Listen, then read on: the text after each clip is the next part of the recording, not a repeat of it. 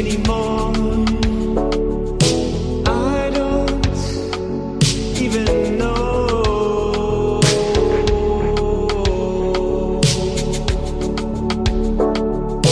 I don't even know why I try anymore. I don't even know.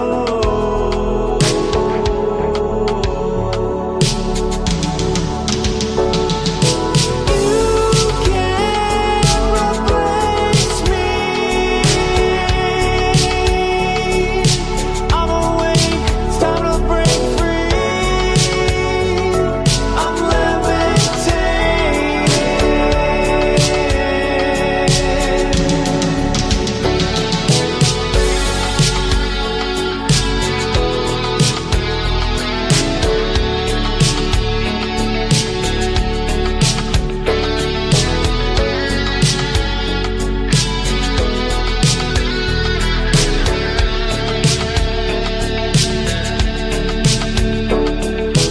I don't even know why I try anymore. I don't even know.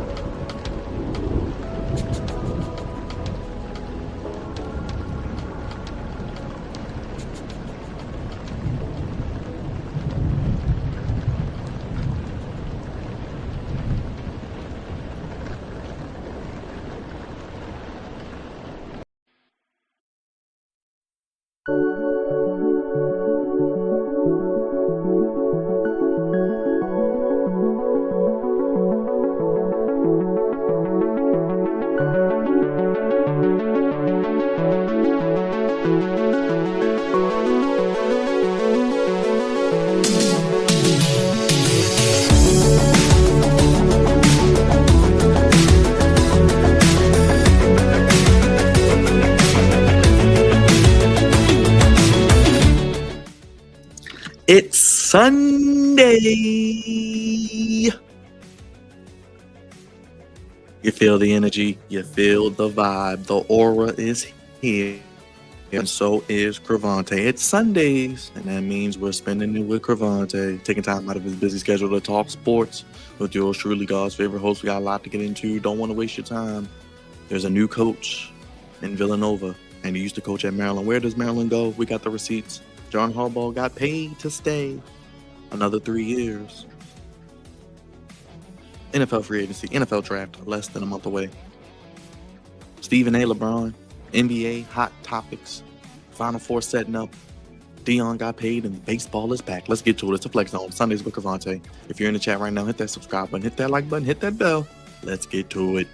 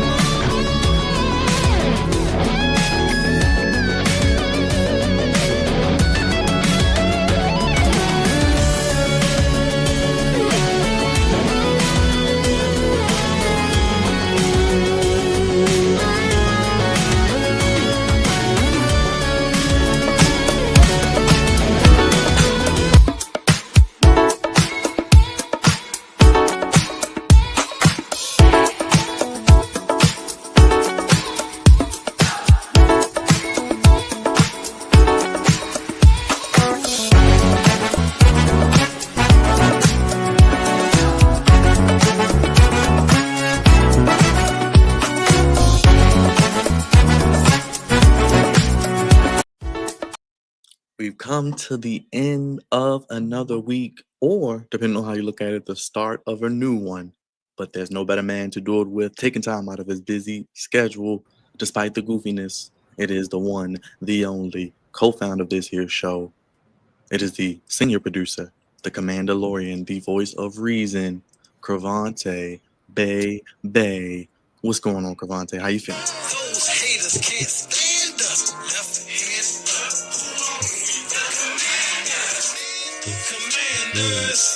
commanders. We fight for Stupid. Just stupid. Well, now that's goofy. Jam. Oh, jam. Come on now, say it with me. Everybody beats the Wiz. Hopefully, continue to beat them for more ping pong balls for that brother up Absolutely. in Duke. Absolutely. That brother continues to prove why he is probably going to be the bona fide #1 overall pick, and I'm cool with it. But man, we here, man. Another Sunday. No football, but we the next best thing. So I'm here for it. I see Eric said Houston's up by 19, so looks like they're getting Tennessee up out of there. And South Carolina has punched their ticket to the Final Four in the women's side. So yeah, pretty interesting. 19-1 in their last 20 NCAA tournament games. Crevonte advanced to their 5th straight Final Four. I know we'll talk a little bit more about it later, but Dawn Staley, not the most talented roster, but finding ways to win. Absolutely. Hall of Fame coach and Hall of Fame player. But she know how to get them girls up and ready to play, even though they're definitely not the biggest, how they used to be, but she's finding ways around it. And Duke gave them all they could handle today. But I like them. Well, I was rocking with USC because for my girl Juju, but unfortunately she has succumbed to an injury. So going back to South Carolina to win it all. I think they had a chance if they would have met in the championship, if I'm not mistaken. Yeah, because UConn and I think USC are going to have to play in the Elite Eight. I actually thought UConn would win even with Juju, and I had South Carolina, UConn, with UConn beating South Carolina. That was my personal pick. But remember, I told y'all about TCU. Look out for them. They do play tomorrow, though. They got a big-time matchup with Texas. So, and Imani Booker, the SEC Player of the Year. So, #1 Texas, number 2 TCU beat #3 Notre Dame, who was once #1 this season. So, a lot going on in the women's game, even with the unfortunate injury. And Paige Becker's announced she will be going to the WNBA. Crevonte, the presumptive #1 pick. Another really good #1 pick. If you're picking a #1, the Dallas Wings. So, they have the #1 pick. Huh. So, she's She's declared. Who's going to the league? Paige Becker's. Paige Becker's. Oh yeah, Paige. Yes, yeah. Absolutely. Yeah. So yeah, I think she's going to Dallas then. She will be going to Dallas, and we are going around the sports globe here on the Flex Zone. If you're new here, hit the like button, hit the subscribe button, hit the bell. And like Eric said, Houston's blowing out Tennessee, about to get them up out of there. So why not watch us? We're more entertaining. It's going to be more action, a lot of things to cover. You don't want to watch a blowout and see boots to asses. But another week, we're back at it again. Vote on the poll. Let us know your #1 sports story from the week. Got Kevin Willard leaving, John Harbaugh getting an extension. Final Four on both men's and women's side, and CM Punk main eventing his first WrestleMania for all the wrestling folk out there. Let's get to it, Crevonte. Let us start with a little baseball. And we here at the Flex Zone with a new season. We always got something new for the people, Crevonte. I don't even know if you've heard this one.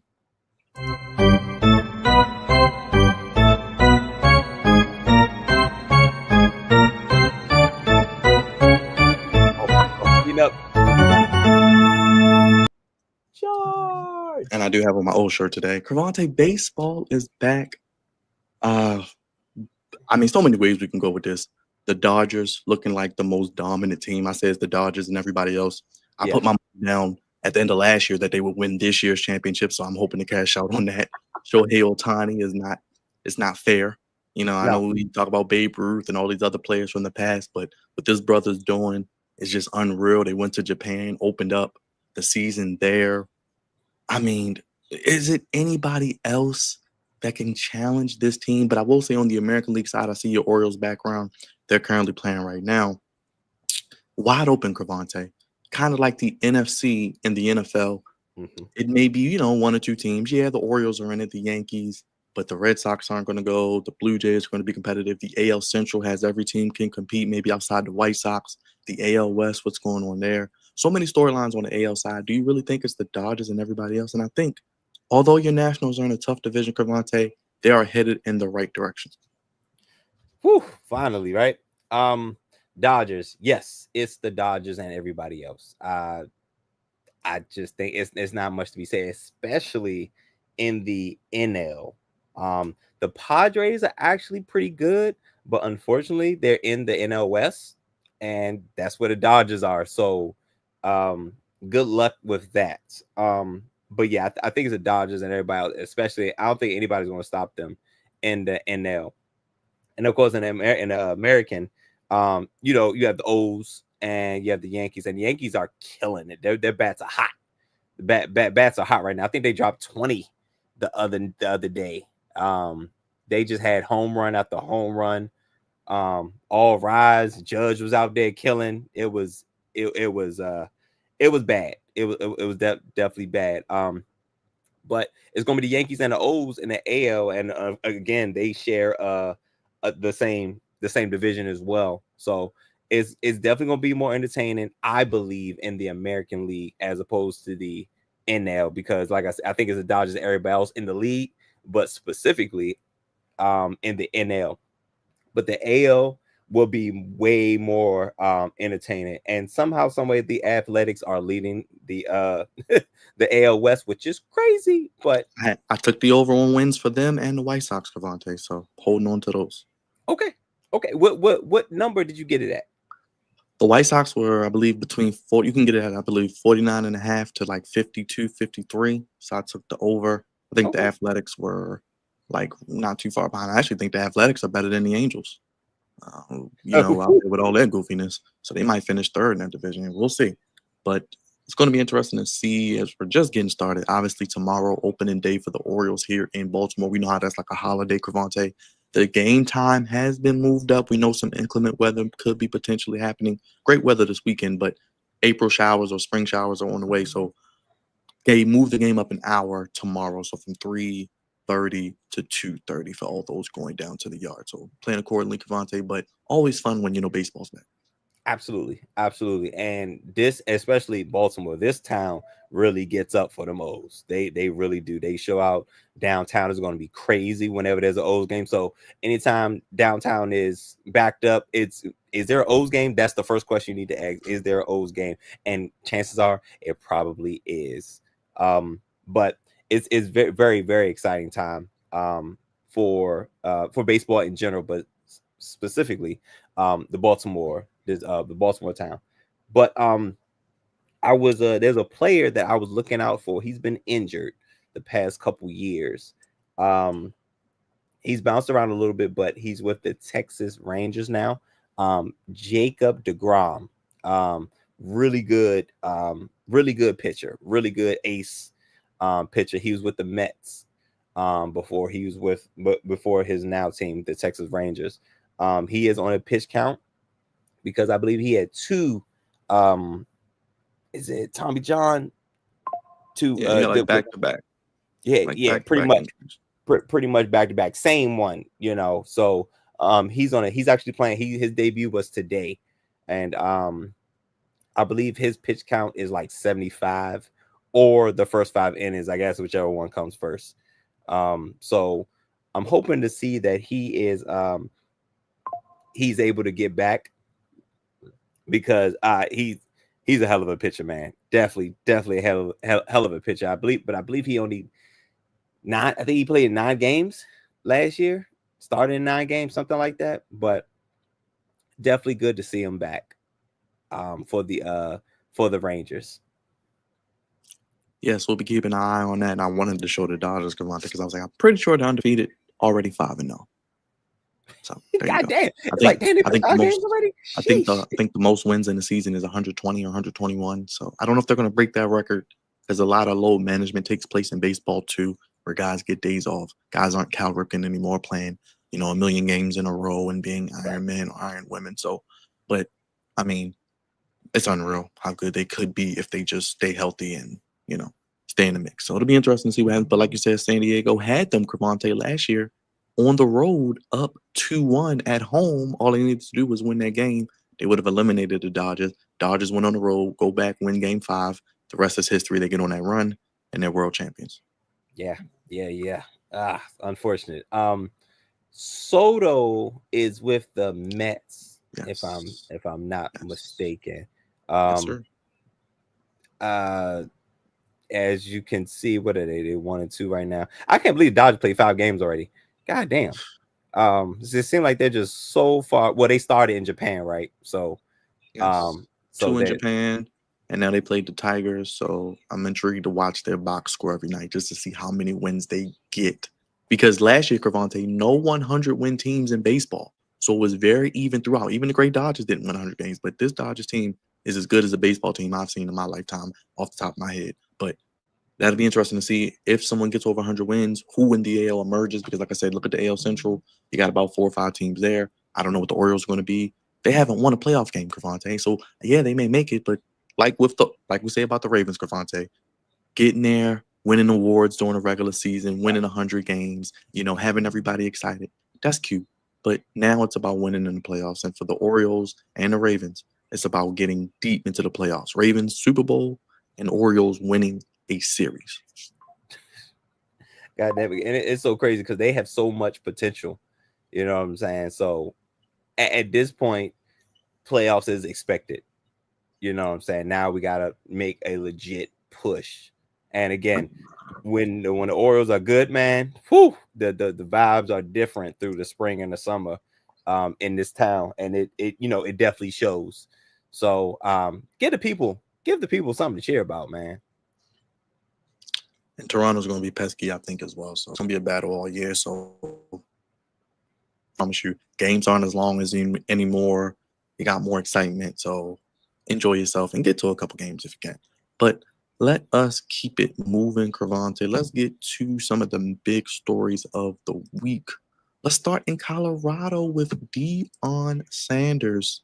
The Sanders family having a great spring and summer with Shador obviously going to get drafted. Wherever that is, we'll see. But Deion Sanders signs a contract, Crevonte, through 2029 with Colorado. We heard the rumors that he could possibly be leaving, but the brother's getting paid. Let me read the story real quick, Crevonte, for the people. Colorado and Deion Sanders have agreed to a contract extension through 2029 after turning a downtrodden program in just 2 years. The extension is at $10 million per year, making him the highest paid football coach in the Big 12. He still had 3 years remaining on his 5-year, $29.5 million deal when he came from Jackson State. A quote from Colorado: Coach Prime has revolutionized college football, and in doing so has restored Colorado football to our rightful place as a national power, athletic director Rick George said about the extension. Also, he is coming off a 9-4 season, is Deion Sanders, and they earned a spot in the Alamo Bowl as well this year. Heisman Trophy winner. Can't forget Travis Hunter, his son, Shador Sanders, another projected first-round pick as well, and his other son, Shiloh, as well. Can't forget him as a safety, will probably be drafted. And it's the first season coming up where he won't be coaching one of his kids. So he has brought in big-time recruits. The headliners are Liberty transfer quarterback Caden Slater, Alabama transfer defensive lineman Crevonte, Jaheim Otis, and Julian Juju Lewis, 5-star high school quarterback. We talked about this, who arrived on campus early. So he's already there to get a head start. And either Salter or Lewis, so you got 2 quarterbacks, figures to step in and take over for Shador as Colorado attempts to make back-to-back bowl games for the first time since 2004 and 2005. We got some big notes. 22 of 24 Colorado's games have been on network television since he's taken over. There it is. 2 highest average home game attendances. 2023, 53,000, and last season, 52,000. 6th in viewership, trailing only Georgia, Ohio State, Alabama, Texas, Michigan. They generated $31.2 million in ticket sales in his first season when he was 4-8. $13 million only in the year before, so a 20% increase from a year before. They've meant a combined $100 million in economic impact for the surrounding cities and $150 million in regional impact as well, Crevonte. So Deion Sanders getting it done on and even maybe so more off the field. Yeah. And we figured that would be the impact that Coach Prime would bring. Listen, Colorado knew what was up. They had him sign a contract, and they didn't even have the money to pay him. Like, that's how much Colorado was like, yo, we don't even care. We gonna get it though. Like, we ain't got it right now, but we gonna get it because we know what you're gonna bring to the table. Like, the year before he got there, they showed a picture of the spring games, and it was just a sprinkle of people in there. His first spring, packed out. Oh, crazy, packed out. Like, what did he say? He said his bags were packed. The Louis bags were packed. You know what I'm saying? And we all knew this would happen. Like, they basically threw his other contract out the window. He was like, yeah, that was just a holdover. This is what we really wanted to pay you anyway. But I mean, the surround, like, economically, like, money. Colorado, I would like to see. That's the spring game, by the way, Crevonte. That's the spring game. That looks like a regular. It's like a regular season game. It's like, are they playing Ohio State? Like, why are there so many people there? It's the spring. Bro, 6th in viewership, only behind Ohio State, Michigan, Alabama, Georgia, the big boys. The big boy. That's it. That's it. And that's because they have a legacy and the foundation for that.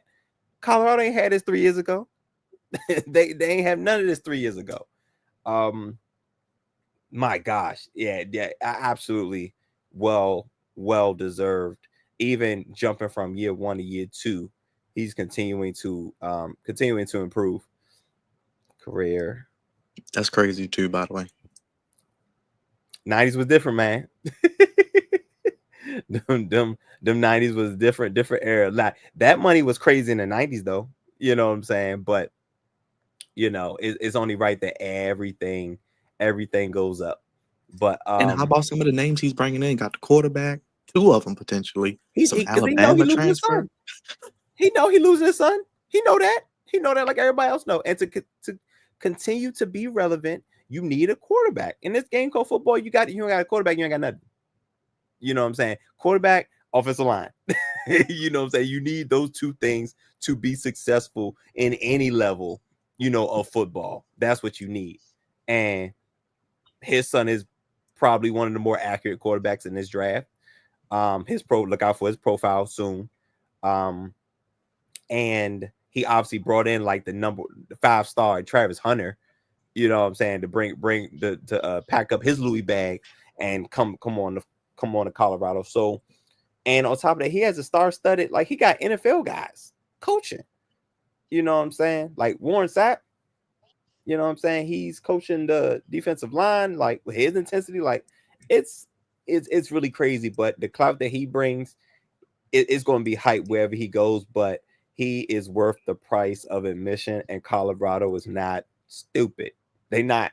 They're going to do everything they can to keep him there. And now the test will be him without him not coaching the Suns, him coaching another quarterback and not having a Travis Hunter like player.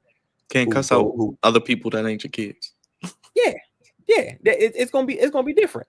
You know what I'm saying? So, not to say that I don't think it's gonna be a problem, but it's just gonna be interesting to see. And Colorado obviously don't give a damn because they like, man, that money between merchandise, the surrounding, like you said, the surrounding places, the money is crazy. Like, you got regular people rocking Colorado gear.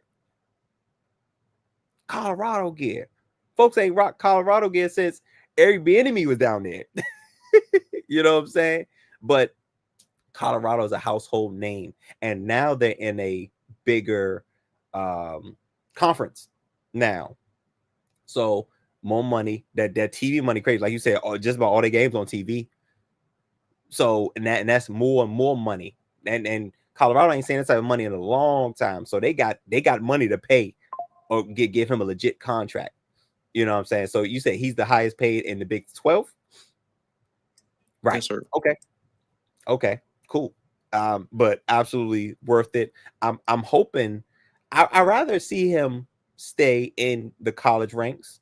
I actually don't want to see Dion at the NFL level because I like what he does with young men. That's what I like. I think that's more impactful what he's doing on a college level than what he could do on the NFL level.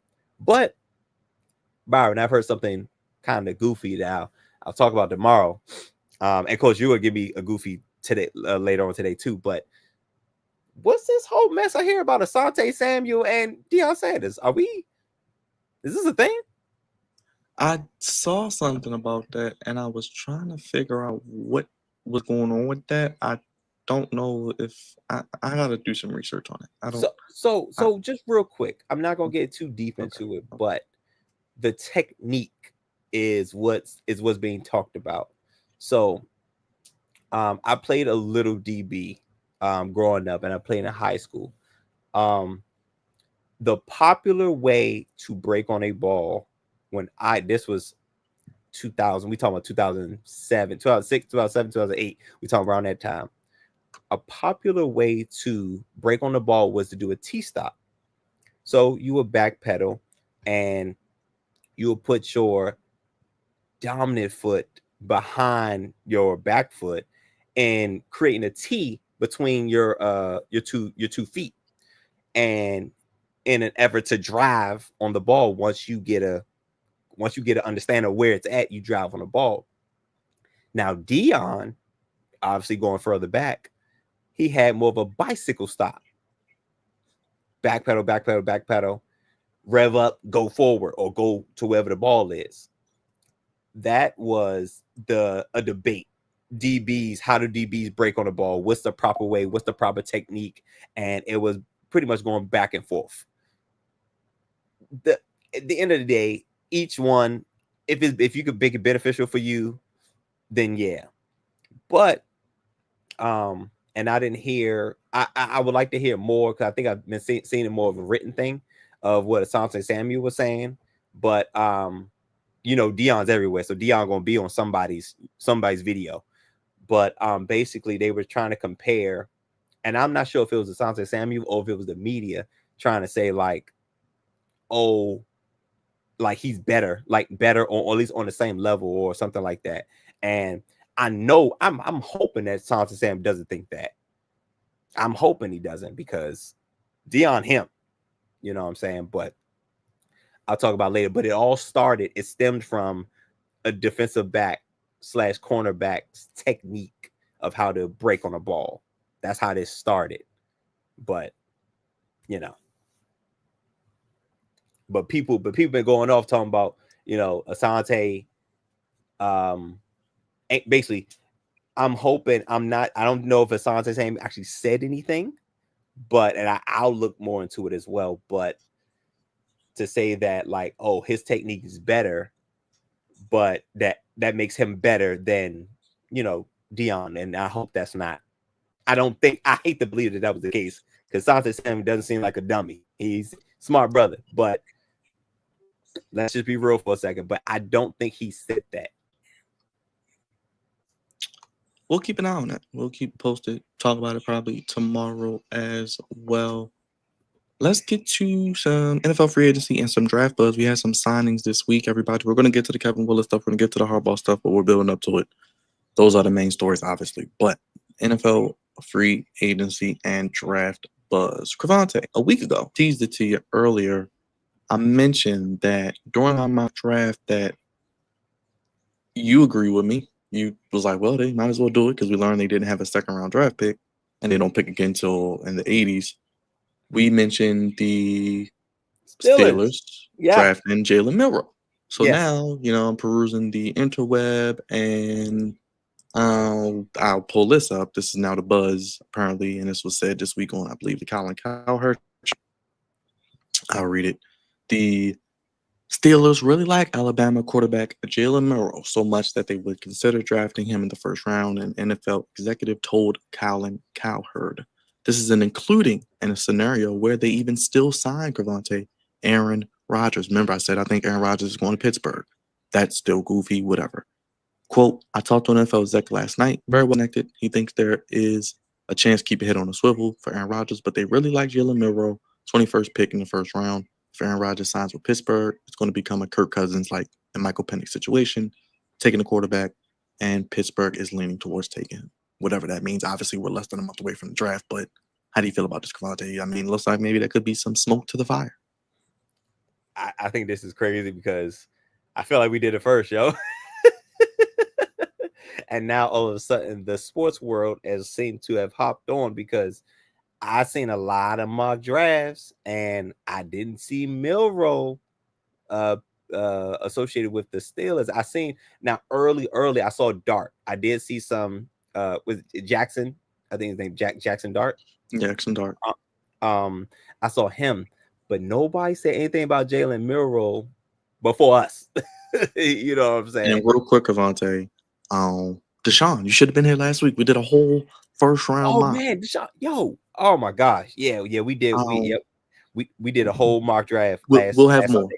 We'll have more. Maybe next week will be a 2.0 since we're getting in April. We'll do a 2.0. We'll do a 2.0 for you, Deshaun, next week. But yeah, make sure you subscribe, hit the like button, hit the bell. But go ahead, Crevonte. It's funny, like I said, we said this a week ago. I said I saw the 4-3 or whatever he ran. Somebody's going to take that brother in the first round. I said I wouldn't be surprised if it's Pittsburgh because why? They play in a division where they see a quarterback that runs a 4-3 and Lamar Jackson, and they're probably saying, well, we can make him throw a little bit, or maybe we sign Aaron Rodgers. He sits for a year. There you go. We had Justin Fields, so we can use maybe a quarterback like that. We got some receivers. You know, just funny how that worked out. Absolutely. But yeah, we I know I picked once you told me what he ran, I was like, oh yeah. You need, especially in the AFC North, you need special at the quarterback position because you got Joe Burrow and Lamar Jackson in your division. And it's really hard to really compete in your division when you have the third or fourth best quarterback. It's really, really, really hard. Now, I'm not saying Jalen Milroe will be better than Lamar Jackson or Joe Burrow, but you need to compete. And we know Mike Tomlin, that's what he does. He does that very well. He competes. I don't care who's that quarterback, what his roster looks like. He's going to compete because that is the foundation that he has established in Pittsburgh. And no matter how bad it looks, they're going to find a way to compete. And everybody knows, and they've been getting away with it for the past couple of years, being mediocre pretty much at quarterback, but still competing. So it's like, well, damn, if we had a legit guy at quarterback, we might even steal a game from the from the Bengals or the Ravens. What they were playing the Ravens pretty well, even without. But now we could go toe to toe legitly with the entire division, and now we can have a shot to actually win a division. You know what I'm saying, and still be competing late in December. But my gosh, when you told me about his speed, I was like, yeah, Steelers got to do it, and it's because of where the Steelers are, where they are as far as their draft picks are concerned, with no first round pick, and you have the third or fourth, I don't know where you want to say with the Browns, but they got a bottom two quarterback situation. Literally, well, essentially they have none because Fields is in New York and Wilson is also in New York. Ain't that crazy? They both went to New York teams, but now they got Mason Rudolph. So you have to get better. You have to get better at quarterback. And with no second round picks, hey man, you might got to spend that first round pick on a guy like Jalen Milroe, which we said would happen last week. So I mean, it is what it is. I guess you could say we broke the news. Hey, the Steelers, y'all might want to check this guy out. But this is it. We're gonna do a 2.0 next week because I think him and Jackson Dart will both end up in the first round, as well as of course Shador and of course Cam Ward, who we're going to talk about now because Cam Ward had his pro day, Crevonte. So everyone in the chat, if you haven't checked out our first 1.0 mock draft, check it out. It was last week. We went through the first round. I did odds. Crevonte did evens. Had some discussion.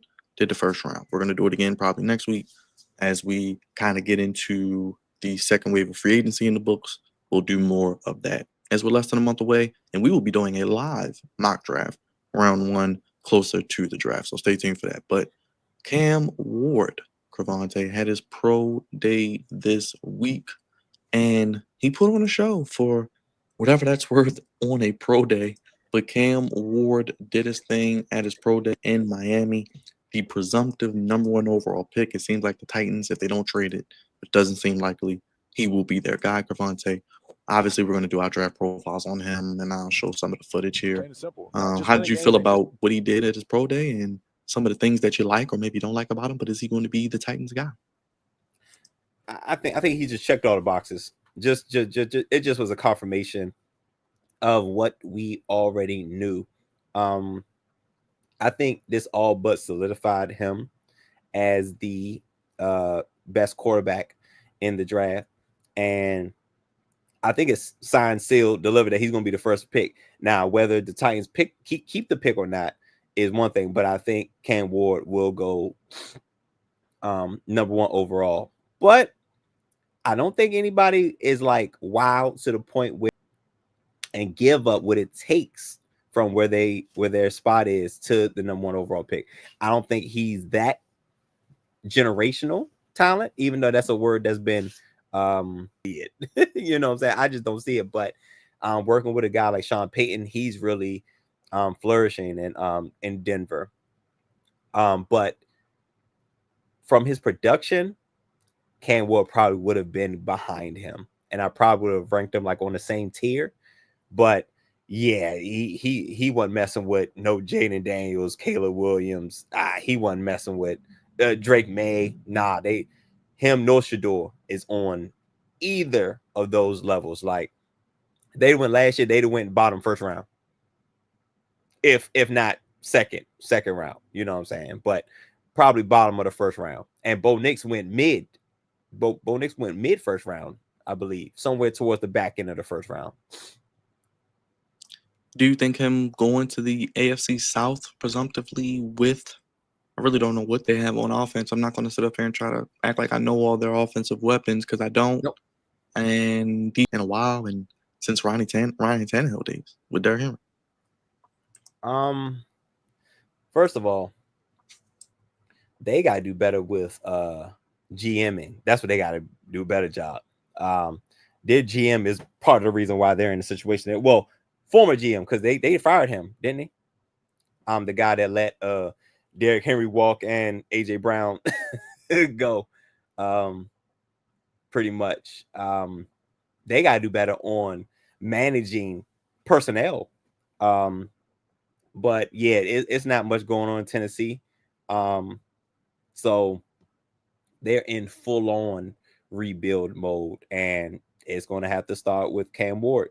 Now, again, if somehow, some way, somebody falls in love with Cam Ward, the Titans should trade the pick. If I'm be honest with you, because I don't think Cam Ward is going to change lives in Tennessee. But like I said, I don't think Cam Ward is that. I think he would have been around where a Bo Nix was last year, which means you sit there and you take him, and that'll pretty much be the end of that. Big Red said he's better than Bo Nix. Fair. Okay. I think they're right around the same. You know what I'm saying? Like I was indifferent about Bo Nix. I'm really indifferent about Cam Ward. Cam Ward has definitely benefited from a weak quarterback draft class. Big Reg, Jalen Milroe to the Steelers. Okay, remember where you heard it first. Don't listen to the NFL execs. It was here last week when we did a mock draft. So they're trying to get Lamar Jackson. They see Jalen Milroe as that as well. I'm going to talk about Kevin Willard. We're going to get to Kevin Willard because I got all the receipts. I got to build up to it.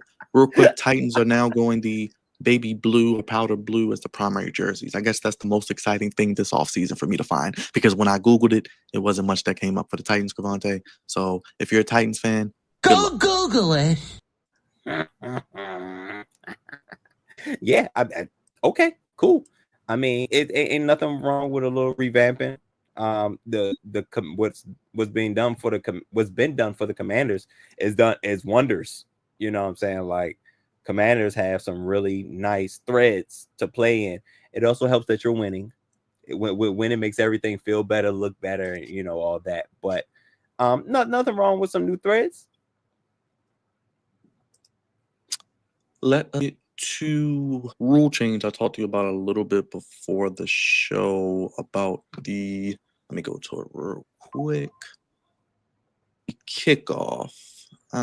We got reports that the competition committee likely to propose a kickoff adjustment for the 2025 season that will move touchbacks from the 30-yard line to the 35-yard line in an attempt to increase return rate. So, how do you feel about that, Crevonte, amongst the other things we've talked about over the past few weeks with the rules and changes with the owners' meetings this week?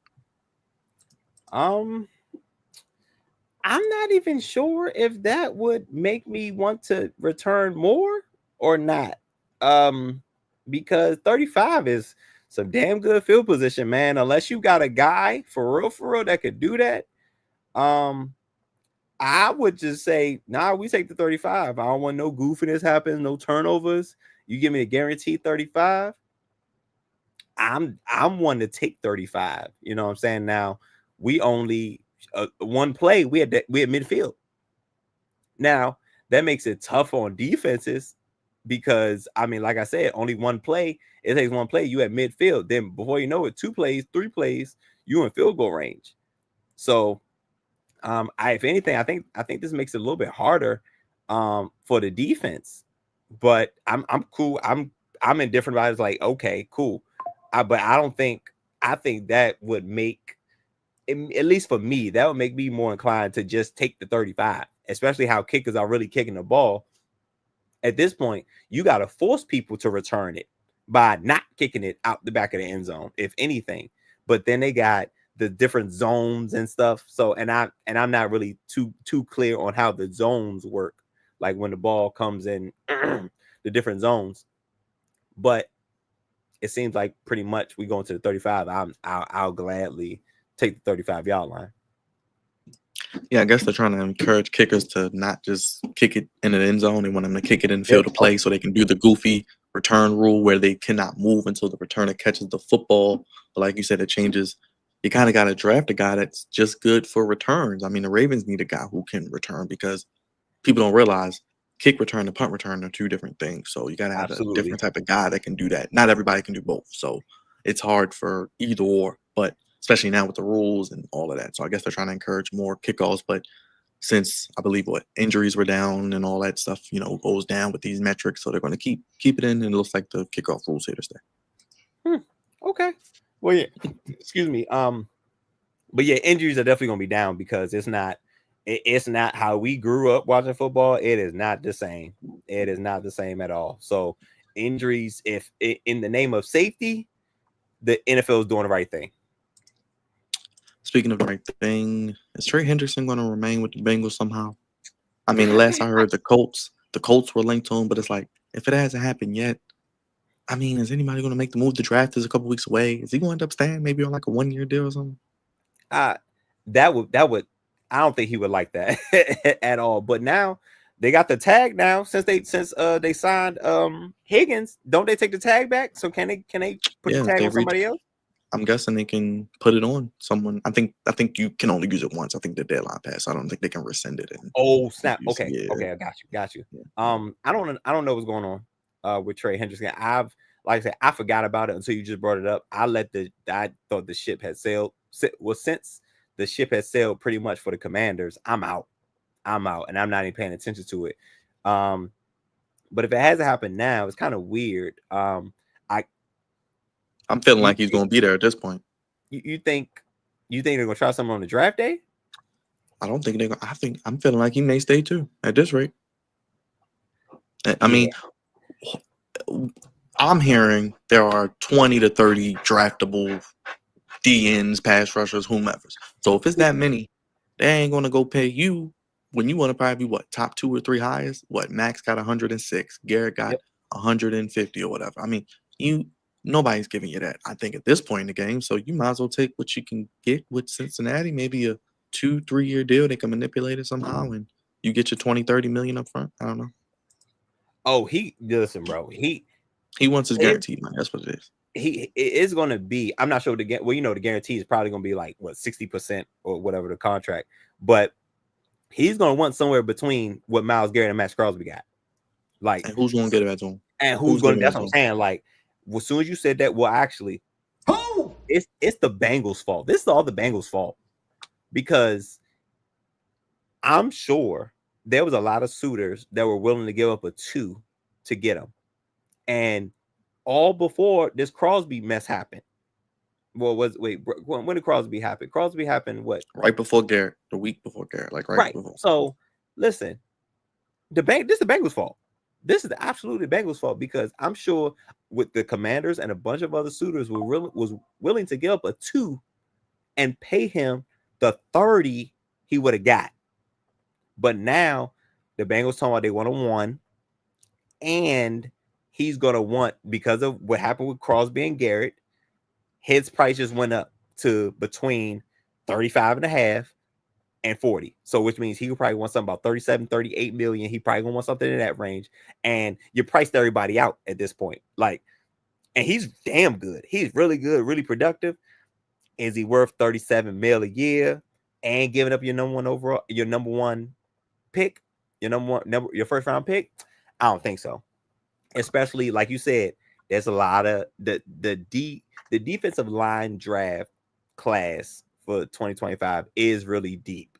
Whether you're going interior or out on the edge, at this point you much rather get some young talent, as opposed to paying somebody 30, 35, well 36, 37 million dollars and have to give up your first pick. I'm not sure if it's worth that. And it seems like all other GMs feel the same way because as you can see, he's still with the Bengals. So at this point, you might be right. He's probably stuck. Or he's just going to play out this last year, I guess, of his contract and go from there. Good boy. Real quick, breaking news. Apparently the Ravens are going to wait till the NFL investigation is through before making a decision on Justin Tucker. So there you go. Just coming through our news feeds. Russ is going to cook in New York. Crevonte, no longer a Steeler. He didn't go to the Browns, where it was an option as well. He will go to the New York Giants. Wow. How do you feel about that? Coming to your division. I'm great. I love it. I absolutely love it. He could come on. It's funny. I don't know who I would want to play more between Jameis Winston or Russell Wilson. I'm not sure. But neither one of them move the needle like that. I think Malik Neighbors is probably pouting right now because at least James Winston gonna throw the ball deep. Russell Wilson, good luck with that. I'm cool. I think either way. I don't think they move the needle. I think we're gonna sweep the Giants. Like, I still feel comfortable saying we're gonna sweep the Giants. And again, there's still the rest of free agency and there's still the draft, but I think the Giants are still going to be bottom 2 in our division. And depending on what's up with the Cowboys, who knows? But the Cowboys, I think Cowboys probably still 3, but the Giants are still 4. I don't think this moves the needle at all. At this point, Russell Wilson is continuing to steal that money. 10.5 guaranteed. I think 21 million. So it's basically 10 million for a backup. Or, I guess my next question is, what do they do at 3? Do they go Shador still? Or do they go Travis Hunter? That's why we need to do a 2.0 because things like this happen. So where does that? I think now, me personally, I probably just take Travis Hunter and maybe I get another Manning next year. Little tease. But what are you doing, Crevonte, right now? What do you think they may do? I think Shador's out. I think the Shador is out because you picked up not 1 but 2 veterans. Like, what are we doing? So now I think you just do BPA, best play available, and at that time, if it goes Or maybe I guess I'll do evens next go round, but it's either going to be Travis Hunter or Carter at that point. But you take Travis Hunter. You got to take Travis Hunter at that point. But whoever the best player available is, I think it's going to be Travis Hunter at that point. But Shedeur Sanders is out, which means a Sanders fall is probably going to happen.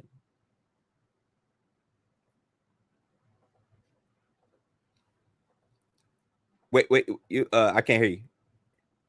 I'm muted. I said, what do you think about him in the blue with Dayball? Both probably gone after next year. And you got. I think we see Jameis. I think we see Jameis at some point. We see Russ at some point. We may even see Tommy DeVito at some point next year. Yo, if we see Tommy DeVito, that means things are going terrible in New York. I can see it going that way. That means things are going terrible in New York. I think they're over under like 3.5, Crevonte, right now. Stop, bro. 3.5? They can't get 4. I gotta see that schedule. But 3.5. But I don't think they beat nobody in the division. I don't think it ain't gonna be no gimmies there. Yeah, I gotta see their schedule, but the roster isn't great. Brian Daboll's on his way out the door, and hell, 1-year deal. Russell Wilson's on his way out the door too. So, which is all why I don't think Shedeur Sanders is definitely not the pick here, because at this point, Brian Daboll, who I thought was going to get fired this previous year, he's going to try to do everything to win, and getting the Shedeur Sanders at 3 overall is not in the cards. So, who we got? We got Raiders, Saints, Lions, Bears. Shit, they ain't gonna be none of these folks. Bro, I'm not even gonna lie to you. I don't know where I see a win. I'm trying. I don't think they're gonna be none of them people. I don't know what they might catch. It depending on when they play the. Sure, I don't think they're gonna be the Patriots. Maybe this. I don't know. Maybe the Saints. I don't know. Like, will the Giants lose? They're not gonna lose every game, but like, really, that 3.5 doesn't seem too crazy. Right. I thought it sounded crazy until looking at this. Well, when I heard it, I thought it was like cap. I'm like, no, 3.5. Yo, and I'm they like, might look at lose the every schedule. game. They may lose every game at home. All their home games are L's, unless they catch the Cowboys lacking. I think all their home games is L's. Jesus Christ! Somebody hits the Giants. 6-8. That's they don't go 0-8. They at best they win one game at home at best, and I don't even know where that one win's coming from. But maybe the 49ers if they catch them lacking, coming west to east. Right. So I mean, we're talking 1-7 at best. I mean, really? Yeah, they'll be number 1 pick next year if they keep this up. Which is Dayball won't be around to claim it. Will he make it through the season if they start out 0-7, 0-8 in that New York market? Nope. Which is why we'll see all 3 of those quarterbacks you just mentioned. And that's what's going to my point. I didn't even know the schedule. I just said I know it's going to get goofy. Like you said, the Commanders should handle business. The Cowboys should handle business. And I don't have faith in them anyway because they're one of those teams who find ways to lose. So let us know, guys. Under 3.5. Dayball may not make it through the season. You heard it here first, even with Travis Hunter. But you heard it here first. Milroe to the Steelers, and the damn Giants are going to probably not win more than 3 or 4 games. So you think Dayball makes it to Halloween? Oh man, I don't know. I don't even know, man. Because by Halloween, we're talking what's that? Week 8, week 9, 8, 9, somewhere in there. Because I think everybody needs to go. The GM for letting Saquon go with that, he should have been gone this year. Should have been gone. Dayball. So I think if they make it through the year, cool. They can just go. For sure, he's not making it to Thanksgiving. I'll say that. Okay. I'll say that for sure. Put Halloween may be a push, unless they're 0-7. If they're 0-7, then he probably won't make it past Halloween. But either way, I don't think he makes it to Thanksgiving. Yeah, I can see. I don't see more than maybe. Do the Giants let go? They typically don't let go of coaches in Yeah, because season remember 3.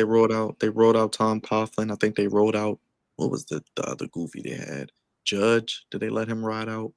McAdoo. Remember him? I think him too. Macadoodle. Yeah. So, Terrible. real quick, also Crevonte, Stephon Diggs. He's going to play with our boy Drake May in New England. 3 years, $69 million, but I think it's essentially like a 1 year deal. So it's like a 1 year, $30 million. So something like that. Typical price. Okay. I thought the 3 years was eye opening. I was like, God dang, Yeah. jeez, all the goofiness that he be on, and he's on the wrong side of 30, and coming off an injury, that's kind of crazy. But I mean, listen, at this point, you just want Drake May to get some weapons because he has a potential. So he was out there. He was the best that was out there at the time. I guess we'll see. At least he's used to cold weather.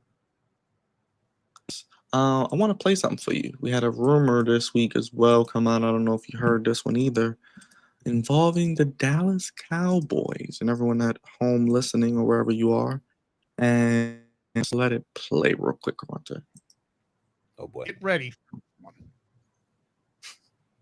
Oh boy. I got a pretty darn good source within the Browns organization. Oh boy. Browns, turn it up. I heard since our last show Oh boy. that part of the reason Myles Garrett was so willing to sign this extension for contract, money. The Browns are negotiating as we speak with the Dallas Cowboys for a trade for Dak Prescott. Shut up. And Garrett got all giddy about it. Shut up. Why, I don't know. We're not going anywhere with Prescott, even if they pull it off. Newsom's part of it. And draft picks. Newsom. Okay. Now, Prescott has a hamstring injury as we speak. And he may not be ready for the start of training camp. That's a bad This hamstring. comes from a couple of different sources. And take it for what it's worth. If it does come about, remember where you heard it first. What? What do you think about that? Goofiness on top of goofiness. Browns just don't. But you know what? That's right up their alley. This is a Browns move. This is right up their alley. Let's bring on another quarterback that's best years are behind him. Let's bring on another expensive quarterback whose best years are behind him. Let's kill the cap. Who cares about the cap? Let's bring on another quarterback that'll take up the rest of our cap so we can't get better in any way, shape, or form. Myles Garrett, Deshaun Watson, and now Dak Prescott. Shut up. And let me guess. The Cowboys are still going to pay his contract, or are they? The Browns might pay that too, guaranteed. Who knows? My gosh. Why? You gonna pick the most expensive quarterback on the market? That's what we doing? Y'all crazy. But it's right there. It's right up their alley of doing, and two of the goofier organizations doing business. My heavens, do it. My heavens, do it. So I could chalk up 2 wins for the Cowboys too. Do it. Go ahead.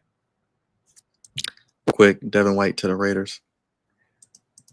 I heard somebody did say that in the chat. Yes, Okay. Alex. Shout out to Alex. Devin. Oh boy. How old is Devin White? Gotta be He's honest, probably maybe 30 now. Yeah, maybe Yeah. now 30. Yeah. My gosh, when Tom Brady was up there, my gosh, that defense was crazy. Yeah. With him on it, but interesting to see how much juice he has left. And he going to the Raiders. The Raiders are not terrible on defense. And they could probably they pick at 6. That'll be interesting to see where they go at 6. But okay. All right, let's get to it. Let's get to the main events. Let's start in Baltimore with Harbaugh, Crevonte. Ravens head coach John Harbaugh has officially signed a contract extension with the Baltimore Ravens. Let me get the story up real quick here. All right, here we go. 3-year extension through 2028. The new deal keeps him through the 2028 season. 62 years of age, he was entering the final year of his contract he signed in March of 2022. The Ravens have never let him start a regular season on the final year of his contract since he was hired in 2008. Winningest head coach in team history, 185 and 115, 17 seasons. Guided the Ravens to the Super Bowl in 2012. 12 playoff berths are second in the league only to Andy Reid Crevonte, who he coached under from the Andy Reid coaching tree since he arrived in Baltimore. He's the second longest tenured coach behind Mike Tomlin, who just completed his 18th season. No other coach has been with his current team for more than 12 years as well. It was expected that he would sign an extension. It was reported he said he was not worried about his contract extension as well. This past season, Baltimore led Baltimore to a second straight AFC North title despite an 0-2 start, including a home loss to the Las Vegas Raiders as well. He helped young defensive coordinator Zach Orr bounce back after early season struggles, adding Dean Pease as a senior advisor as well. The Ravens rebounded to win 4 of the last 5 by a combined 135-43. So they outscored a little bit of everyone. Of course, Lamar Jackson, a big proponent of this success as well. The Ravens have been one of the more sound franchises since relocating from Cleveland in 1996. The Ravens have only had 3 head coaches, Ted Marchibroda, Brian Billick, and now John Harbaugh, 2 general managers, Ozzie Newsome, and now Eric DeCosta, 2 owners, Art Modell and Steve Bisciotti as well. He has a .617 win percentage, and he's got it to 6 AFC North titles, 2 number 1 seeds, 4 trips to the AFC Championship game, and just 2 losing seasons as well. They are the Baltimore Ravens. They're running it back. 19 returning starters, third best odds to win the Super Bowl, Crevonte. Harbaugh staying in Baltimore, which I also predicted. No surprise there, right? No, unfortunately. And I'm sure Baltimore as a city and as a football town, even though it's with baseball down, but as a football city, they're probably very divided on this. Even with us on the Flex Zone podcast, those of you that are Ravens fans are very split on John Harbaugh. But unfortunately, it's interesting because if you look at this outside looking in, this seems like a no-brainer. Seems like, oh, this is something that should be done. If you just like how you presented his resume, it's like, oh, sure. Why wouldn't he get a? Most teams in the NFL take that right now. Don't put a name on it. Just give him the resume. Yeah. Like it's a no-brainer. Why he should never go into the last year of his deal. But us watching sports as thoroughly as we do, and we know that it goes deeper than just the numbers and the resume. There's something called that I like that I personally have coined, Byron. That's the eye test. I'm not just talking about for scouting players.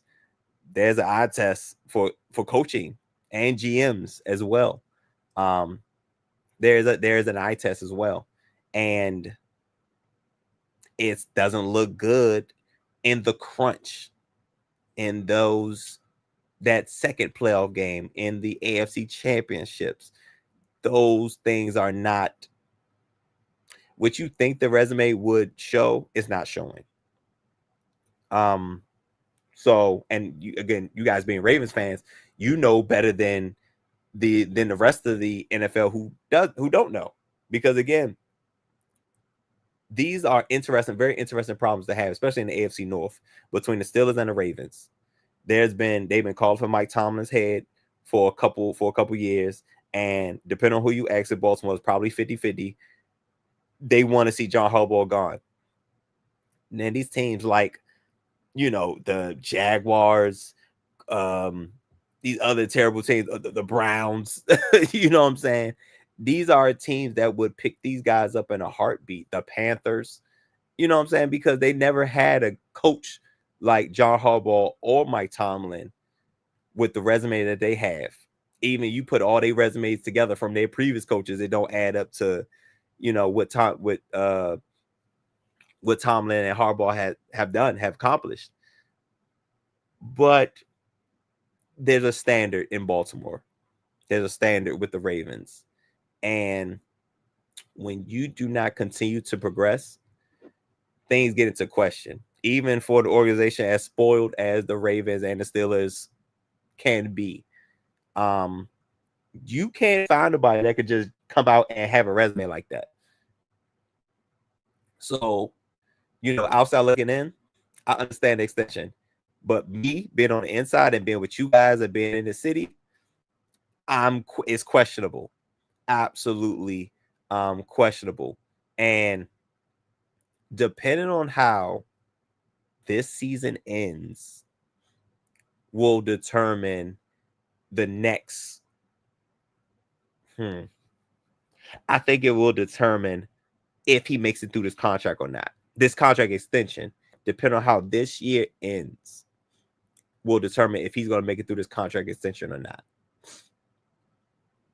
Because Lamar Jackson, not getting any younger. And at some point, his legs are not going to be as dynamic as they were, in the previous 5-6 years or however long Lamar been in the league. You're wasting his best years. And is it all Harbaugh's fault? No.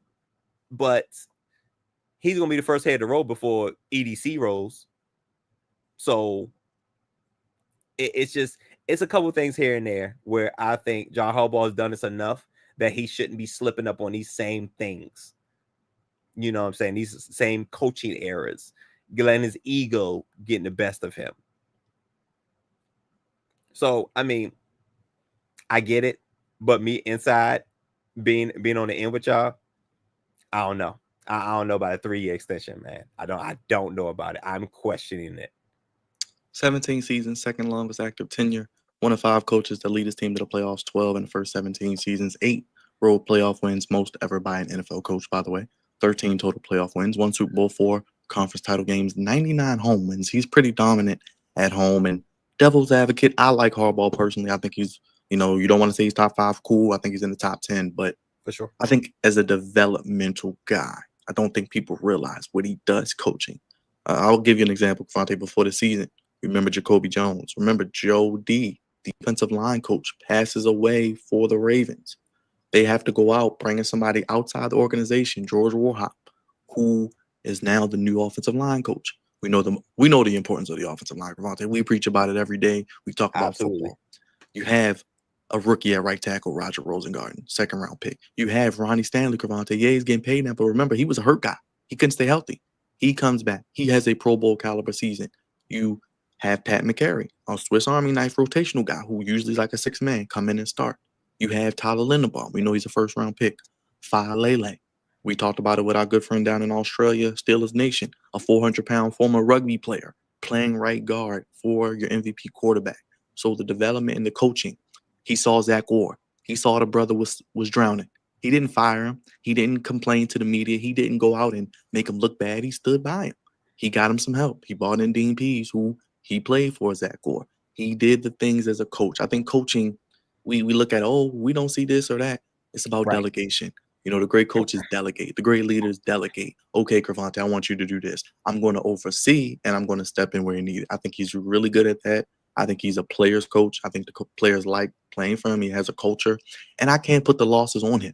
I can't put Mark Andrews dropping multiple passes or fumbling on Harbaugh. I can't put Lamar Jackson trying to be Superman and fumbling, and all of a sudden he forgetting his MVP skill set at home like Space Jam. I can't put Justin Tucker going to get massages or missing kicks on Harbaugh.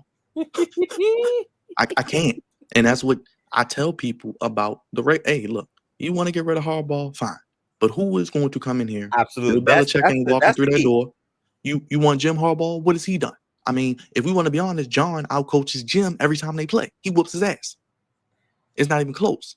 And I know he hasn't gotten the Super Bowl. I know this and that. But, hey, look, I think last year he deserved some blame. He should have, they should have ran the ball more.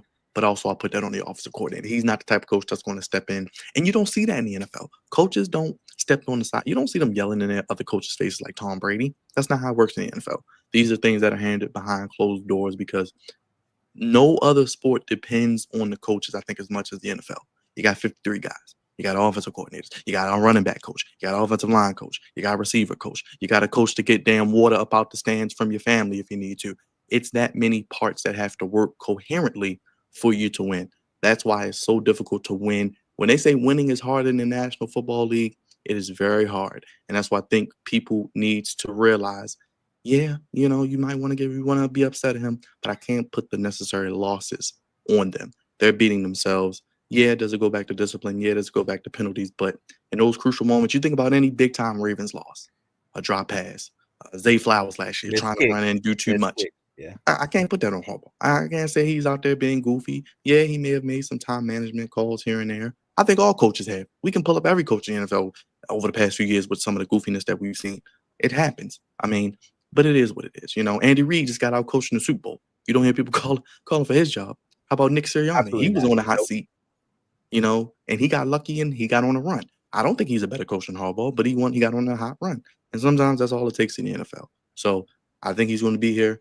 We'll see what happens. I think this year is very important, though, because after this year, you got to pay Kyle Hamilton. You got to pay Tyler Linderbaum. You got to pay Zay Flowers. You got to pay Travis Jones. You have to pay Lamar Jackson. Let's not forget Josh Allen just got paid. Oh, Lamar sitting back. Oh, he's doing outside endeavors now. He's on power. He's doing things outside of NFL. That brother wants his money. And don't let him go ahead and have another MVP caliber season. Oh, He's going to say, I want $400 million. Him and his mama going to be at your door, EDC. Just saying. So that's my take. But I think because of that, because of all of what you just said, is why it's 50-50, is why it's even, because you're right. Who are you going to get? And that's the one thing I asked for the Ravens and the Steelers. Who are you going to get to walk in and give you that production on the winning side? Are they going to keep up with? Are they proven culture builders? And I think that's one of the more underrated things, one of those intangible things that a coach needs to have, and that is that those people don't grow on trees. It's just not a thing. Those things take time, which is why both of them have been coaching for more than half our lives in one spot. That it's a reason for that. They're winning. They're doing the hard thing it is that you said is hard to do in the NFL. They're doing it, and they're doing it at a relatively high clip. So, I understand on the inside, it's like, yo, we keep getting to this same spot and we're stopping, at least for the Steelers. We keep getting to the same spot and we're not getting past it. Tomlin has to go. Ravens, we have a Super Bowl caliber team and we ain't been to the Super Bowl since 2012. Why? You know what I'm saying? But these are, I guess you could say, first world problems. These are great organization problems to have, because I tell you, the Commanders, man, taking in a heartbeat, just to be competitive and to be in competition in January in any way, shape, or form. Because again, Commanders ain't been none of that prior to us getting rid of Mr. Rivera. You know what I'm saying? So it definitely levels to this NFL thing. And it definitely levels to coaching. And it's all about the culture and the standard that you have as an organization. Maybe we'll rank the top coaches before the season. We'll do something special. We'll rank our top head coaches. We always rank quarterbacks and receivers. We're going to rank our top coaches. It's very objective, subjective. I'm curious to see everyone, because also you got to realize who you're coaching against and playing against. You got Pat Mahomes and Andy Reid on the other side. That's like Michael Jordan and Phil Jackson. You got Josh Allen, who they can't beat. They beat them twice in the playoffs. Josh Allen is a bad brother. Whatever you feel about him, he's a bad man. You've had all these years with Pittsburgh and Big Ben. You know what I mean? Joe Burrow, they went to the Super Bowl. So the AFC is usually more tough anyway. So to be constantly in the playoffs every year, double-digit wins, I think that is admirable there. But you see, we got to be fair. You look at the playoff numbers, Crevonte, I wanted to show you as well. The first 12 seasons or the first 4 seasons and now the last 12 seasons, first 5, last 12. So I think somebody said, I think Big Reg, he said something. What is this comment? This one. So when you've done, and this is, I guess, this is more of a detriment to how good he has been when you start talking about things like this, when you start talking about specific games, and we're not talking about just generally winning, we're talking about winning the big games like the AFC Championship. Damn, he won 99 home games. I don't give a fuck. You know what I'm saying? Excuse my French. But we haven't been to the game before. We haven't won the game before the Super Bowl in 13 years. It's like you were there. If anything, people are looking at it, may look at it as a regression. Isn't that kind of crazy? But this is why it's 50-50. But I agree with you. Ain't nobody gonna walk through and pick up where he left off. I don't think that's gonna happen. You're not having a Barry Switzer, Jimmy Johnson, type of thing. Cephas and Bill Walsh. You know what I'm saying? It ain't that type of, transition. So I mean, it is what it is. And I think Harbaugh and Mike Tomlin have earned the right to leave kind of when they want to. Like, you can't fire those type of coaches. You mutually part ways, I guess, and you got to make it look pretty and make it look good because of all they've done for your organizations. But firing them, I don't know. And you know what I thought was goofy in all this, Crevonte? They don't tell you how much the extension is for. We get all these players' numbers and all these other people's how much they're making. You're right. That's just stupid. But You're apparently, Jim, his brother, earns around 16 per year. And they're saying it's more than Jim, which it should be, in my opinion. Sure. Whatever. So he's in the top probably 5. I think we can say that. Yeah, that's my thing. Okay. All right, let's get to it. Let's get to Kevin Willard. Let's get to Maryland. He is gone. Kevin Willard has officially left in the middle of the night, like the Colts did, to take the Villanova job at the end of all of the goofiness going on. Let's read the story.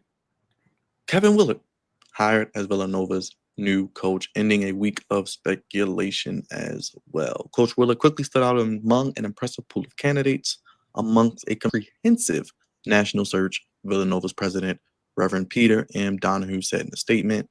Throughout the process, Coach Willard demonstrated he has the vision and experience to guide Villanova basketball in the college world of athletics. Beyond his notable success on the court, we are also impressed by his ability to articulate how Villanova basketball fits into the overarching mission of the university.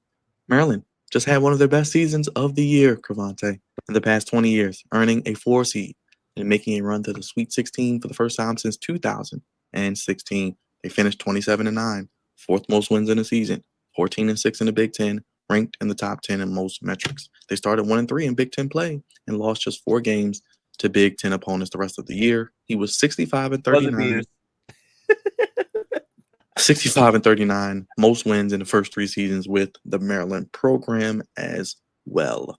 He did say before the Grand Canyon game, the departure of athletic director to SMU, Damon Evans. Now Maryland needs a athletic director as well, and potentially a new president as well, Crevonte as well. Willard will return to the Big East, where he coached for Seton Hall, and he won the Big East, or share the regular season title, back in 2020, getting them to their highest NCAA tournament seed in nearly 30 years before the tournament, when it was canceled due to the pandemic as well. He did coach under Rick Pitino, and he was with the Boston Celtics with Pitino there in Louisville, and his father spent time on Pitino's staff as well. Now, Crevonte, I do want to give context because I don't know if you know all the details, but I'm going to play the clip before the tournament. So mind you, this is about 24 hours before the tournament game, what he said about Damon Evans, who at the time was still the athletic director, but we didn't know that he was leaving to go to SMU to be their athletic director because no one broke the news. But who broke the news? Kevin Willard. I'm going to play the clip and we can talk about it. This is where it all starts. So let's go there. Okay. Let's go to. Here we go. Let's see. All right, here we go. I got the first one lined up here, and it's about 2 minutes, so bear with us. It gives you good context. All right, let's go. It took you guys 3 questions. I wanted to ask about the basketball too. Okay. But obviously your name has come up as a candidate for various positions because Maryland has done so well this year. Have you felt compelled to address any of that with your team at all about your future at Maryland? Yeah, I've addressed it with them directly. I'll say this. This is Damon and I talked on Sunday night right before Selection Sunday. He gave me a term sheet right before Selection Sunday. I really wasn't focused on it. Been focused on this team and this. Damon's talked to my agent. I talked to Damon this morning at length about where we are. Obviously, it's difficult right now because I think we know his situation. He's probably going to SMU, so it's kind of tough to negotiate with somebody that's maybe not here. Oh, not him name dropping. To the program. That's what I'm focused on right now. That's why probably a deal hasn't got done because I want to see. I need to see fundamental changes done. I want this program to be great. I want it to be the best in the country. I want to win a national championship, but there's things that need to change. When you're at a place for 3 years and you put your heart and soul into it, you kind of sit there and say, okay, wait a second, for us to be really successful, X, Y, and Z needs to change. And first and foremost, I need to make sure that we are where we are with NIL and rev share is not where we've been with NIL last 2 years. We've been one of the worst, if not lowest, in the NIL in the last 2 years. So that's first and foremost. I also have to make a fundamental change where I can do the things that I want to do with my program. I wanted to spend an extra night in New York this year to celebrate Christmas with my team, and I was told that we can't do that because it's too expensive. So I don't know how we can be a top tier program and I can't spend one extra night in New York because it's too expensive. So there's fundamental things I'm fighting for my team and my program. It's not so much about me. It seems to, I want to make sure that whatever we do going forward, we're successful and we're successful at the highest rate. So I'm confident that we'll get things done. It's a little difficult right now. I'm not going to lie. But I'm confident that no matter who we're negotiating with at the end of the day, this program is going to be in a great spot. And that's really my focus is this tournament, this team, and this program. All right, Crevonte, when you hear that, mind you, right before the first game, you hear the name drop and you hear, yes, they need more money. I agree. They need NIL. NIL is king. You got to be able to do these types of things. How do you feel about that situation right then and there? This is before the first game of the tournament, by the way. And that week, Crevonte, the team left Wednesday. Damon Evans is not on a flight with the team, apparently. Then this is when they get out there. This is when this happens. Also, Damon Evans is usually on 105.7 The Fan, the sports station locally in the area each week. That morning, all of a sudden, he cancels the interview. Ain't that crazy? Damn. All right. He was okay. So I want to get the timeline together, get these people together. Evans, what was his name? That just left for SMU? Damon Evans. That's Damon Evans right there, who is the athletic director. And this looks like a picture that people put out of a tense conversation as well. This is, the interweb. So, so people don't know athletic directors as well as they know head coaches. So I think it was trash for him to do that. Because not only just say the uncertainty of him like basically saying he's out the door and where he's going, that's 2 thumbs down, bro. That's like absolutely unnecessary. And this was this was before the first game of the tournament, right? Right. So we are now at the end of March. Maryland just lost, right? And he's on, and now he's to Villanova. When, like, what's the timing? What's the Well, remember, Crevonte, they fired their coach 2 weeks ago. But if you looked at any of the news cycles, you've seen coaches getting hired right when they lost or right before they lost. You heard, oh, this coach is going here. Villanova never hired anybody. So we're like, if he's linked to Villanova and Villanova has hired a coach and everyone else is hiring coaches, it seemed like where there's smoke, there's fire. So that's when it kind of was like, well, maybe this is some truth to it because he's not saying yes, he's not saying no, but they haven't hired anybody.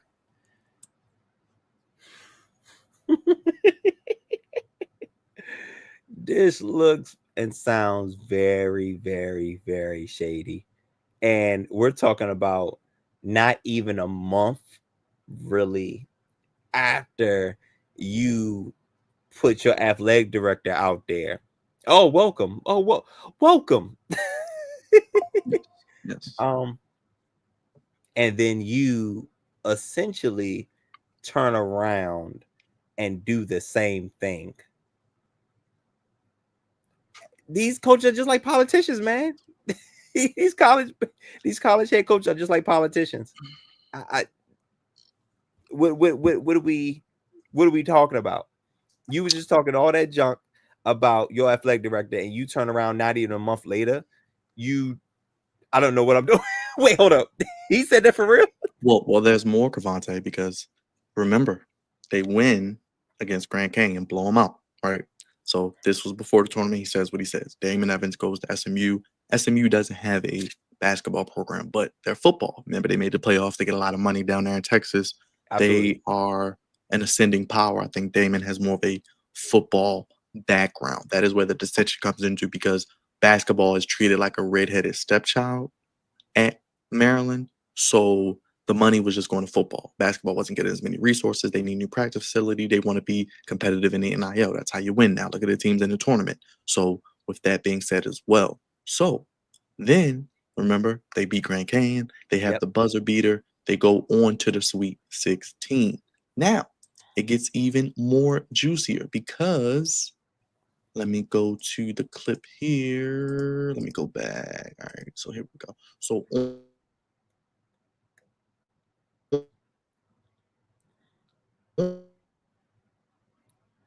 Hold up. By Maryland fans at the hotel, Crevonte, and I got the clip. So let's play that.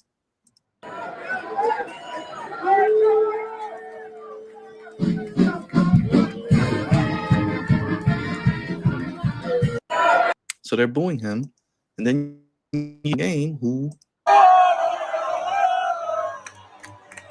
Fuck you, Willard! Fuck you, Willard! Fuck you, Willard! So, mind you, remember, they're going to play Florida.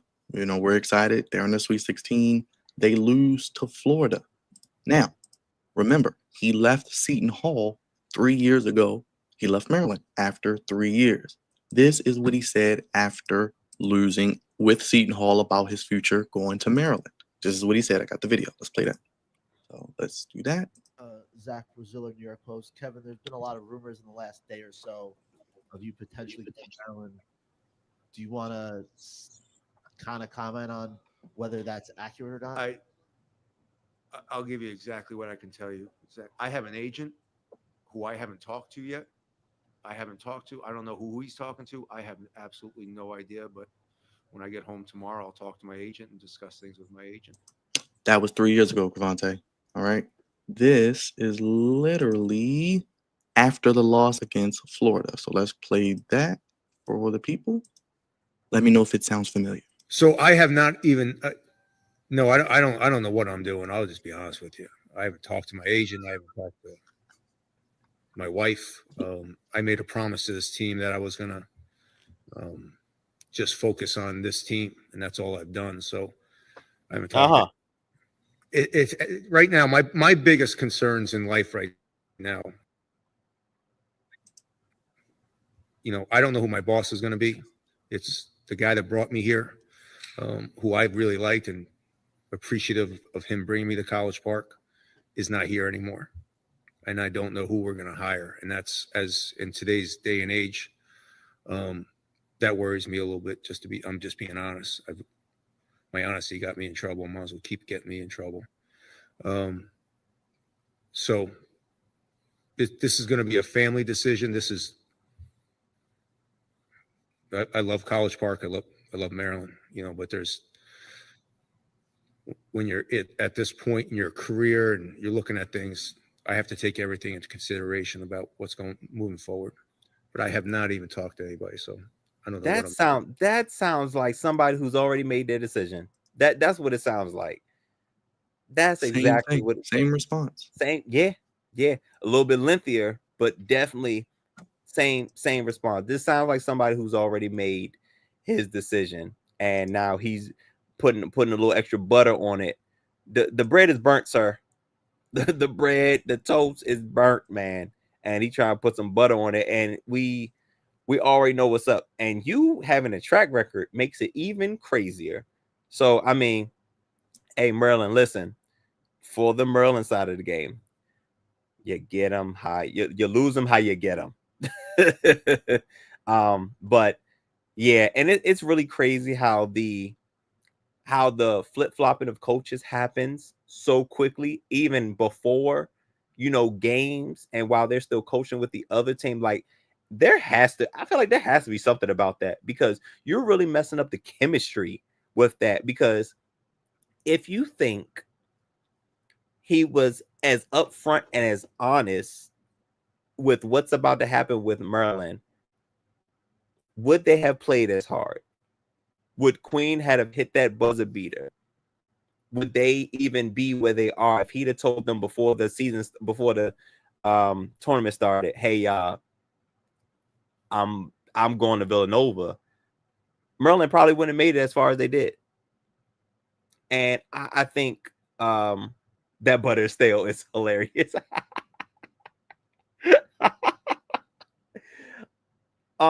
Because that goes along, like, these kids are here for you, essentially. So I think you're messing up, and this is one of those things, damn if you do, damn if you don't. Because if you tell them early they don't play as hard, and for the run that they had, and then you leave, they left holding the basketball. So something has to be done about that. Like, there's got to be some in-between period or something where it's like, all right, guys, this is what we do after the loss, or something like that. But that happens too fast, man. And I feel like humans, as people, I don't think none of us are going to react positively to that, especially if you legit made a connection with these young kids, these young men. I don't know. I think something has to be done about that. Yeah, you can't be going out there throwing people under the bus in that public setting, and then you he's go back. absurd for that. He's absurd for that, because first of all, don't nobody care or know about their athletic directors. Like, the media, generally speaking, don't know athletic directors. We know coaches. That's it. So why not just let them go, and then everyone else find out, and you be the hero and stay? I mean, I don't know. Because he made a decision already. That's when he points the finger over there, and he probably already knew at that point when he said that he was going to Villanova, which is even crazier. That's what's even crazier. So he was like, well, I ain't gonna be the only bad guy. Hey, y'all, he did that, even though I'm about to do this, but he did that, so he don't want to look like the only bad guy here. Crazy, man. Now Good riddance. Because the portal, Crevonte, opens while the tournament is going on. And then in Maryland's situation, not only do you lose your coach, who does he take with him potentially from Maryland? Sure. NIL is king. And let's not forget, Villanova is a blue blood. They only have basketball. They don't have football like Maryland, really. So they have just basketball. So all their money goes to basketball. So they have more resources and boosters and things like that is just going to go to basketball. Maryland just started NIL 2 years ago, so they're already behind the curve. So, yeah. So he So, said he knew. So D's basically saying he knew by March 15th. hey, when there's smoke, there's fire. You know, that's And you know what? And you know what? Now I think about it, I can't even say that. I can't even put a stipulation on the coaches because the players do it too. Now that now the portal's open. Does the portal close at this point? like does not like after the summer. It's open for a while. It's open. so just as easy as coaches can move, players can move too. So I don't know, man. I just feel that just feels really, really weird how folks be moving and grooving like that, man. But it is what it is, man. With this portal and NIL, shoot, man, this ain't the first, and it for damn sure won't be the last. Remember when Oklahoma Riley, remember Lincoln Riley? He got him out of there before, and they had a bowl game coming, if I'm not mistaken, coming up. And he left like a thief in the night, moved this. I don't even think he took the furniture with him. I don't think he moved nothing with it. He went to LA damn near immediately. He went to LAX almost immediately, like that night. Private jet. They probably flew him out. Hey man, get what y'all can grab. We got y'all from here. Get what y'all can grab. Leave everything there.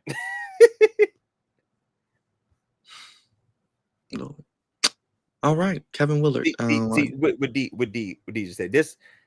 Oh, my bad. Go ahead. My bad. Yeah, I agree. They shouldn't. I agree. You're right. You are completely right. But apparently, Texas A&M's Buzz Williams Crevonte is the front runner. Took in Texas A&M to, I think, 3 Sweet 16s, or he's been in 3 Sweet 16s as a coach. So we'll see. I don't know. And I don't really think Texas A&M had a young team, so I don't think they're going to bring a lot of their guys, a lot of seniors, I think. So I don't know what they're going to do at Maryland, but it was a nice run while it lasted as well. Yeah, they were at McNeese and they played. It's goofy all around. It's goofy all around. So shout out to their manager, their team manager out here getting NIL money.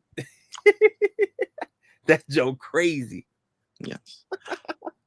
Let's get to the LeBron and Stephen A. of it all. Crevonte, got to ask you about it before we get out of here. LeBron and Stephen A. And apparently, I don't know if it's real, but Stephen A. has reportedly banned all of his family from wearing LeBron James jerseys and sneakers in his household. I don't know. I do want from Stephen A. Let's play the clip real quick from Stephen A. But don't the truth matter? Because there's one person in this ordeal that's telling the truth, and it's me.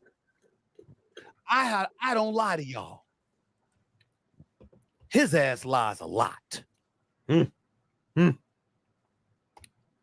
there's a lot of shady stuff that he does. And one of the things is his passive aggressiveness and the two-facedness and smile in your face and dig you behind the back.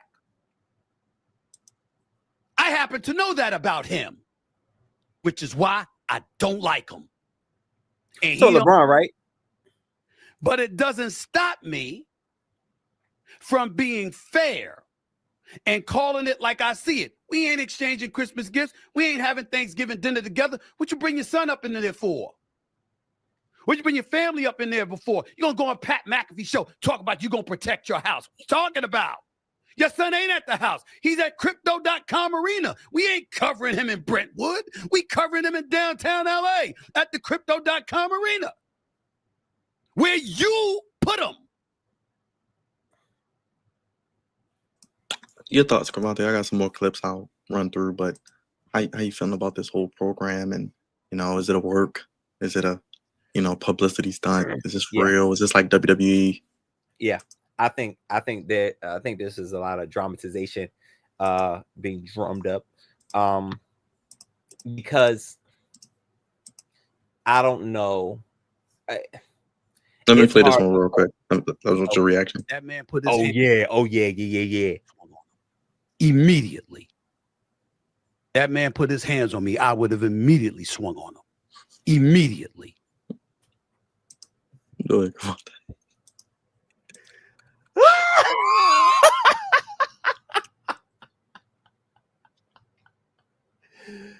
Hey, yo.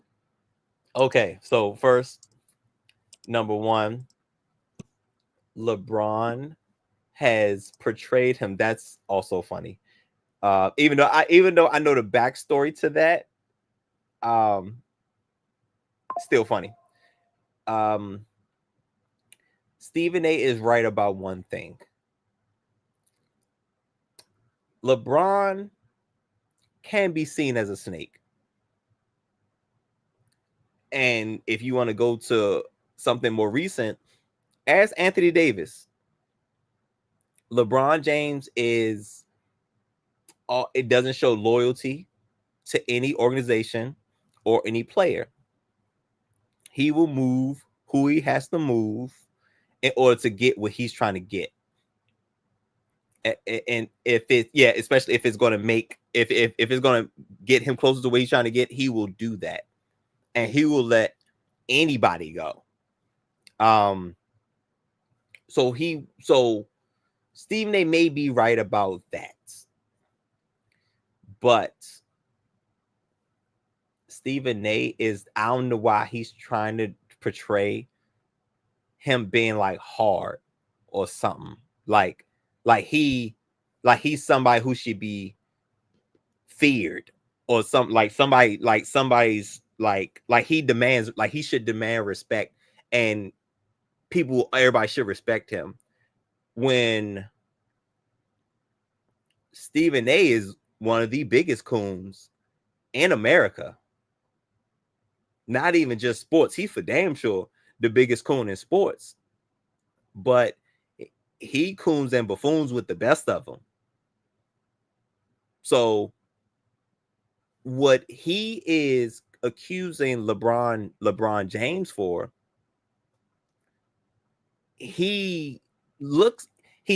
that's him. He's portraying the same thing, because how he portrays the quote to like know about politics and jump into these other realms when he really don't know nothing about nothing, and how he's portraying and kind of going off politics, how he thinks about black people and the betterment of black people. He really don't care, and he really don't know, which is, crazy to me, because I'm like, yo, Stephen A, like, personally, I haven't banged with Stephen A in quite some time, because you have not for a long time. For a very long time. Like, I'm talking, it's crazy, because I had a conversation yesterday, and it was once upon a time when First Take, when I was in college, First Take was on the TV. I loved when him and Skip Bayless had a thing. That was it. I thought that was the best thing on TV. And then things went left. Now, granted, it was Skip's fault. I'm sure that first go round, it was Skip's fault. But I think Stephen A has always shown us, the masses, who he was. And that is also that could be portrayed as a snake, because he's all about him. He's always been about him and putting down a fellow black man and not doing nothing for the counterparts. He'll continue to put down another black athlete, person, or whatever, and still get slapped in the face by the counterparts.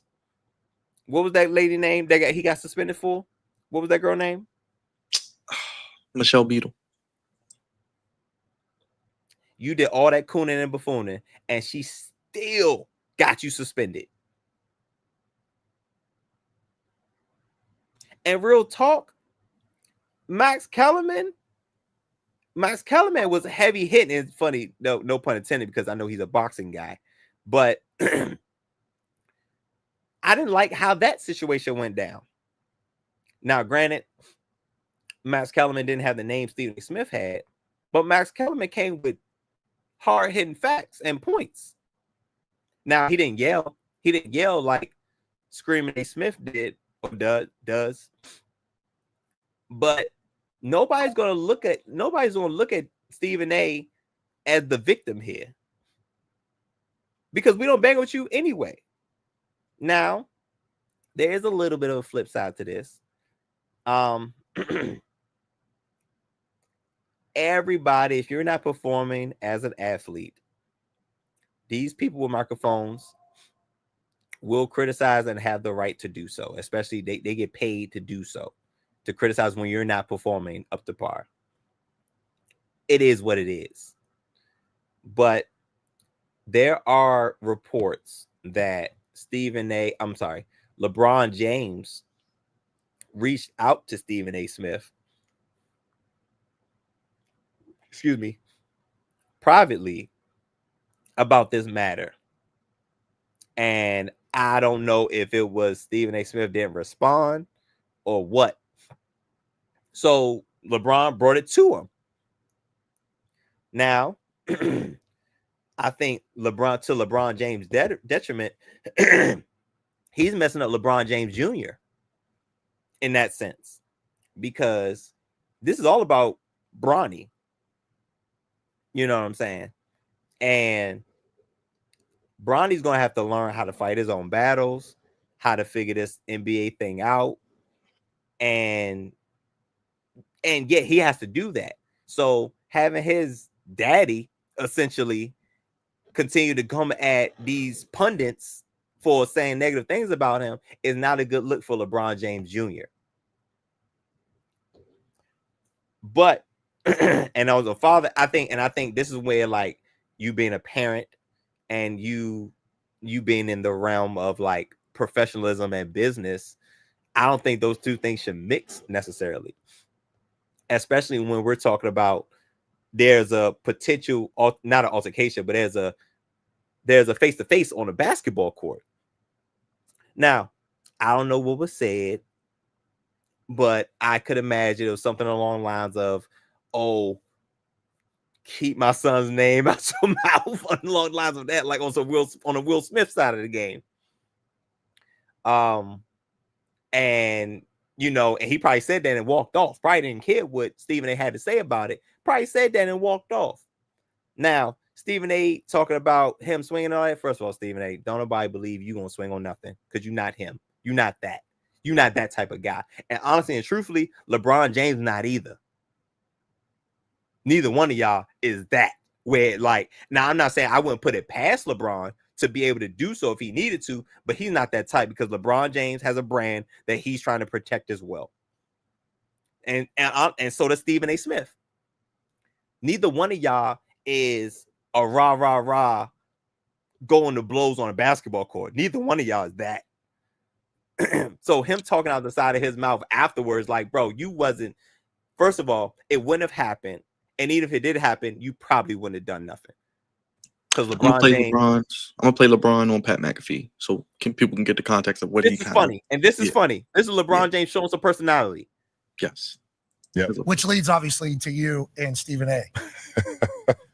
Hey, legit, that feels like a moment that had been brewing for a long time. He's like on a Taylor Swift tour run right now. Oh yeah, we're watching it. Yep. We're all seeing. Oh yeah, you're seeing it as well. He literally, it started off with, I didn't want to address it.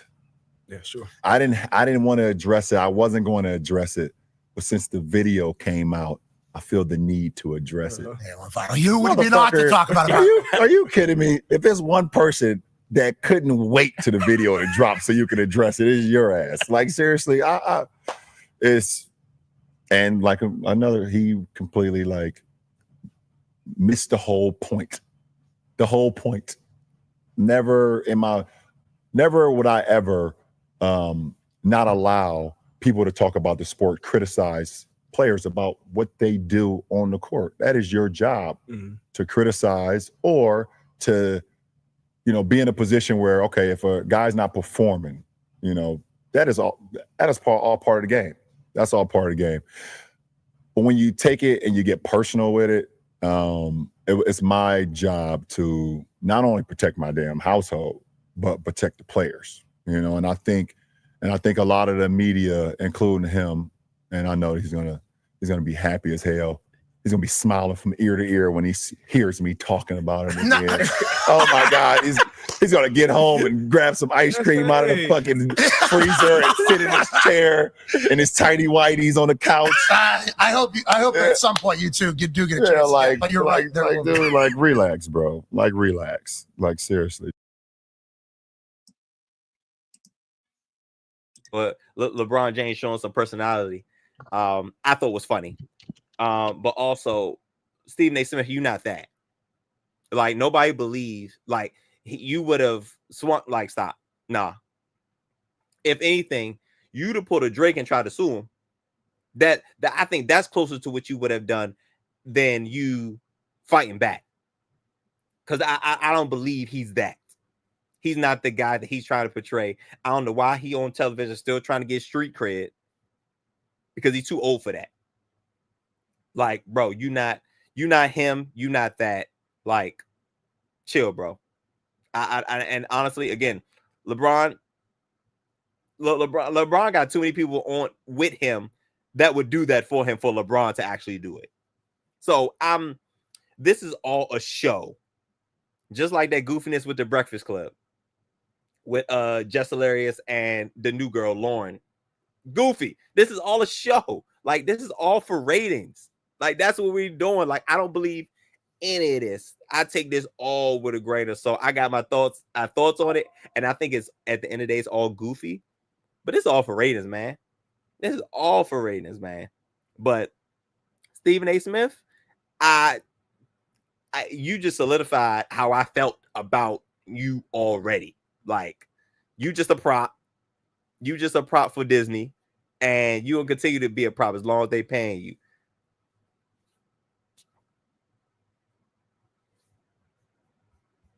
Where do you think it goes next, Crevonte? Do they hug it out? I mean, do they hug it out eventually? Does he go on the show eventually? Probably not. I think Stephen A's feelings are hurt. Okay.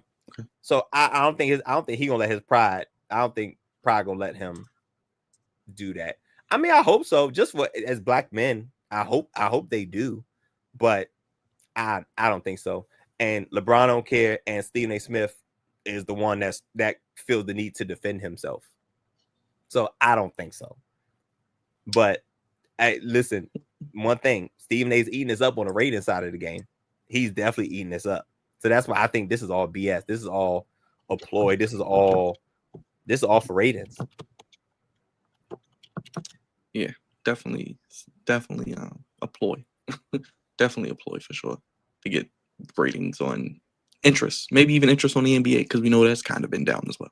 So also, yes, you're right. Like we down to LeBron James, Stephen A. getting back. Man, if y'all don't get out of here, the NBA ratings are down, and it's clear. Like since last year, like the NFL coming on Christmas, like bro, y'all are on the downswing. And LeBron James is honestly probably the main reason why NBA is afloat. You know what I'm saying? Real quick NBA note as well, with Damian Lillard out for the year with the blood clot. He'll miss the regular season. We don't know about the playoffs yet, but no Damian Lillard, by the way. Ah, man, that's unfortunate. That's unfortunate. So I'm questioning the future for Giannis with that, because there's no way. Well, it's Boston and everybody else in the East, similar to the Dodgers. At least like how the Dodgers are in the NL. That's how I feel about Boston in the East. So I didn't think they were gonna make a crazy run anyway, but now they're really not. You know what I'm saying? Like, I don't think they'll beat New York for real. So, but it's really unfortunate for Damian Lillard. Hope speedy recovery, because that's nothing like we talk about real health problems. So, I hope the best for him and his health, because this is bigger. Like I say, like when we talk about blood clots, like this is bigger than basketball. Now we talking about legit health concerns, not somebody being injured. We're talking about legit health concerns. So I hope he gets better with that. But this ain't good for the Bucks at all. And on top of that, Giannis' future was already in question before this. So now, who knows? We might see Giannis in the New York Knicks jersey next year. You see LeBron and Nick And Wright shout out to last the night. Sixers. And shout out to the Sixers doing exactly what I thought they would do. Be trash. Yeah, I agree. Do you think that this leads to Stephen A as president, as Raj believes, courtesy of Jason Whitlock? I said it now. If people vote for Stephen A. Smith, I'll take Donald Trump for another 4 years over that. He's always shown himself to be a snake. You know what I'm saying? So I don't think Stephen A should get any votes, but people are different.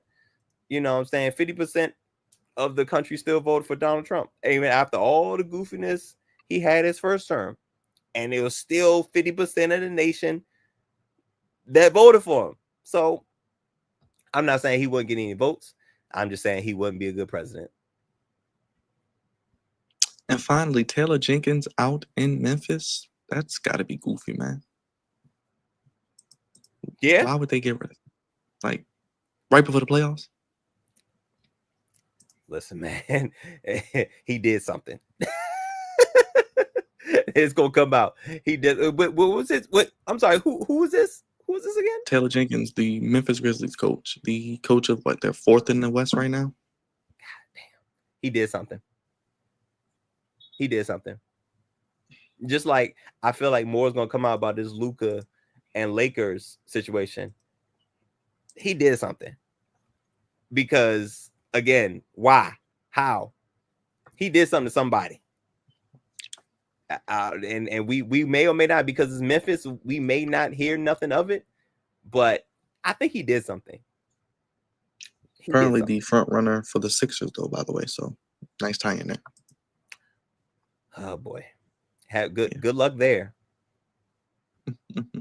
And as we mentioned, Paige Beckers will be going to the WNBA, the presumptive number 1 pick, Crevonte. Yep. It's happening. It's a thing. She will be a Dallas, what's the star? Dallas Wings. Dallas Stars of hockey. Dallas Stars of hockey. Dallas Wings. Yes, Stars of hockey. Yep, she'll be a wing. Yeah, the Grizzlies they have beaten just one team with a winning record since February 3rd. So I don't know what's going on in Memphis, though. It seems like there's some goofiness going on. Well, it's a lot of goofiness because Memphis is a wild place in general. So, it's not surprising the chaos that's going on with the team because there's a lot of chaos in the city. And now Kendrick Perkins saying LeBron is he's 40. So what do you expect? He's 40. Just saying. James Harden, he still play? He's playing very well, Crevonte. The Clippers, one of the hottest teams in the league. The Rockets are very hot right now. I'm going to pull up the standings real quick, but NBA playoffs less than 3 weeks away. They start on April 19th, so Easter weekend. So we're getting into the crunch run with the NCAA tournament getting ready to come to the Final Four. The NBA season almost at its end. Let's go to that real quick. Standings. Do you think they should shorten the season? That would, don't play as it is. I don't know. I don't know. Will they? Probably not. They'll lose money. It's probably not. But Yep. That's what I said. They essentially lose money, but I'm just saying it's such a drag getting to this point. Cleveland, Boston, and East. That looks inevitable, I guess. How about Detroit at number 5? That's real quick. Detroit, shout out to Detroit basketball. God damn, they've been playing. They've been hooping, and they in the regular playoffs. They not in the play-in, at least at this point. Shout out to Cleveland. Cleveland been hooping. Hopefully that's probably the best shot to take down Boston. But I still think Boston got it. But yeah, they hooping. I think those are the top 3 teams. Yep, just like that. And real quick to the West, OKC pretty much running away with the field. My goodness, 14 games up. Houston, number 2. I didn't know they went up to number 2, but Houston's number 2, Denver 3, LA 4, Memphis dropping. But the Clippers rising at 6, and the Warriors as well. Steph Curry back. So Clippers and Warriors fighting to see who don't play in the play. Yikes. Got the Kings down there, the Mavericks. Poor Mavericks. They can't even. They don't even have much of a roster left to even compete on a night in, night out basis. So, wouldn't mind playing them if you could get a pick up an easy win. Agreed. Crevonte, the Final Four is basically set for the men and the women. The men, we're pretty much one seed away. If Auburn wins, we'll have all 4 number 1 seeds in the Final Four. So chalk. Yeah, that doesn't happen. That doesn't happen often. At least on the men's side, that don't happen too often. But hey, I guess that means they got it right. Yes, I guess so. Okay. I don't know. Houston look like they going for it. Wouldn't Houston? It'd be Houston and Duke. Houston and Duke, and it will be Florida and Auburn, I believe, in the semifinals. And then Like you could have, I took Florida. I took Florida to win it all, but Houston has been on a tear. So I think Houston and Duke will be an interesting matchup. Do they got the spread out already? I don't know. Do they? I can probably check that for you. 5.5. Here you go. Okay. I got 5.5. I mean, think about it, Crevonte. One of the best offenses. We know Cooper Flag and Calvin Sampson in that Houston defense. They play physical, old school style defense. That's going to be interesting to see how they match up. Yeah. So they got the Duke favored by 5.5. Okay. That's going to be interesting. And then if you get Florida and Auburn, that's going to be fun. Oh yeah, for sure. Shout out to Charles Barkley. And then on the women's side, did he bet the Auburn will win? Because they would definitely lose if that was the case. Looks like he is riding with him now. He said he's confident, and they're currently tied with Michigan State 8, tied up 8-8. So there you go. There it is. All right. Yes. I think that is all we got, Crevonte. Another Sunday with you, my guy, and tomorrow, I think it's episode 484 of the flagship podcast. Wow, keep it moving on the road to 500 episodes. Like I told you before, I lose count every time. I'm like, it's 400 something, and then it's like, oh damn, we are close to 500. So it looks like that would happen probably in the summertime, something like that. Maybe a little bit later. But we on the road doing big things, man. Check us out. Like, subscribe, comment. We love engagement. And also hit the bell for notifications. I feel like I haven't said that in a while. And Crevonte, let the people know we got some draft profiles that are out and more on the way to get back in the lab this week. More draft content. Oh yeah, absolutely. So I think we have about 8 right now that we're putting out, and we didn't even get to the quarterbacks. We didn't get to Travis Hunter. So it's going to be really fun to see where we the profiles that we will continue to put out. Some guys you may know, some guys you may not. And also we got to do another mock draft since we got some changes going on with some of the top teams. So I love doing mock drafts. So mock draft 2.0, also look out for that possibly next Sunday. Yeah, and check out the 1.0 if you haven't already. We did it last week as well, and plenty of content on the channel. That's a little bit of everything for everybody. We were live yesterday for Duke, Alabama, live for Maryland, Florida, live for Orioles opening day. Their first game in Toronto will be live tomorrow, 3 p.m. Got Raw on Netflix, and then the flagship podcast as well. Crevonte, I'm sure we'll have some goofies of the week. Oh man, so much goofiness going on, but yeah, it's we not hurting for content or for goofies. I'll tell you that. Make sure if you haven't already voted on the poll, let us know how you're feeling about the biggest sports stories of the week. We touched on the Kevin Willard, we touched on the John Harbaugh thing. We will have Ravens Flock Report joining us tomorrow, talk some Ravens and some NFL, and we are less than 1 month away from the NFL draft. Stay tuned for our official mock draft, Flex Zone, and Friends coming up right before, maybe the week of actual draft, we'll go live and do that as well. So stay tuned for that. And Crevonte, I'll give you the final word and let the people know we do this on Sundays and throughout the week, and I'll let you sound off. Man, we have so much going on the channel, so much content. If you check us out, I promise you'll find something you'll like, whether you're a baseball fan, basketball, football, college sports, wrestling. We have something for you just about every day of the week, but it all stems from our flagship podcast that's on tomorrow evening, tomorrow night. Monday nights, we all get together. The whole crew gets together. It's hard. You don't see us like this often. Especially during the week, you may see me and Byron, Raj and Byron. Dre will pop in every now and then, but on Monday night, so you get us all together to, check in and talk some trash, talk some smack. And I can't wait to hear what Raj thinks about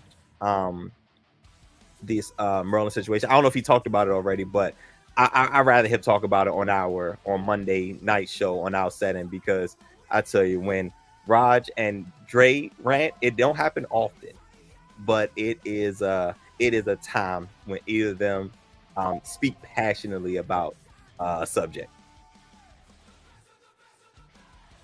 Yes, the co-founder and senior producer Crevonte, voice of reason, the Mandalorian, captain of the Goofy Ship, yours truly, God's favorite host, joining us each and every day. Hit the bell, hit the subscribe button, hit the like button, vote on the poll, and sound off. You can always super chat us to donate what we do here on the show. And as always, the only place giving you sports, Crevonte, how you want it, when you need it. Big shout out to everybody in the chat: D, Raj, Eric, Alex, Sean, Big Reg, the musical entourage, Miss Queen, Deshaun 86, everybody. Thank you for watching. Appreciate you. Hit that like button, hit that subscribe button, hit that bell. Looks like UCLA is about to advance on the women's side as well, so they'll join South Carolina as the two teams so far in the Final Four for the women. So stay tuned. We'll keep you posted on all that tomorrow with the flagship podcast. Tomorrow afternoon, we'll have some Netflix, Raw, John Cena's last appearance for now to WrestleMania, and Orioles opening day coverage as well. And Monday night, episode 483. For Crevonte and everybody in the chat, God's favorite host, thank you for rocking with us over 2 hours on Sundays with Crevonte. Peace. Thank y'all for watching. Have a good day.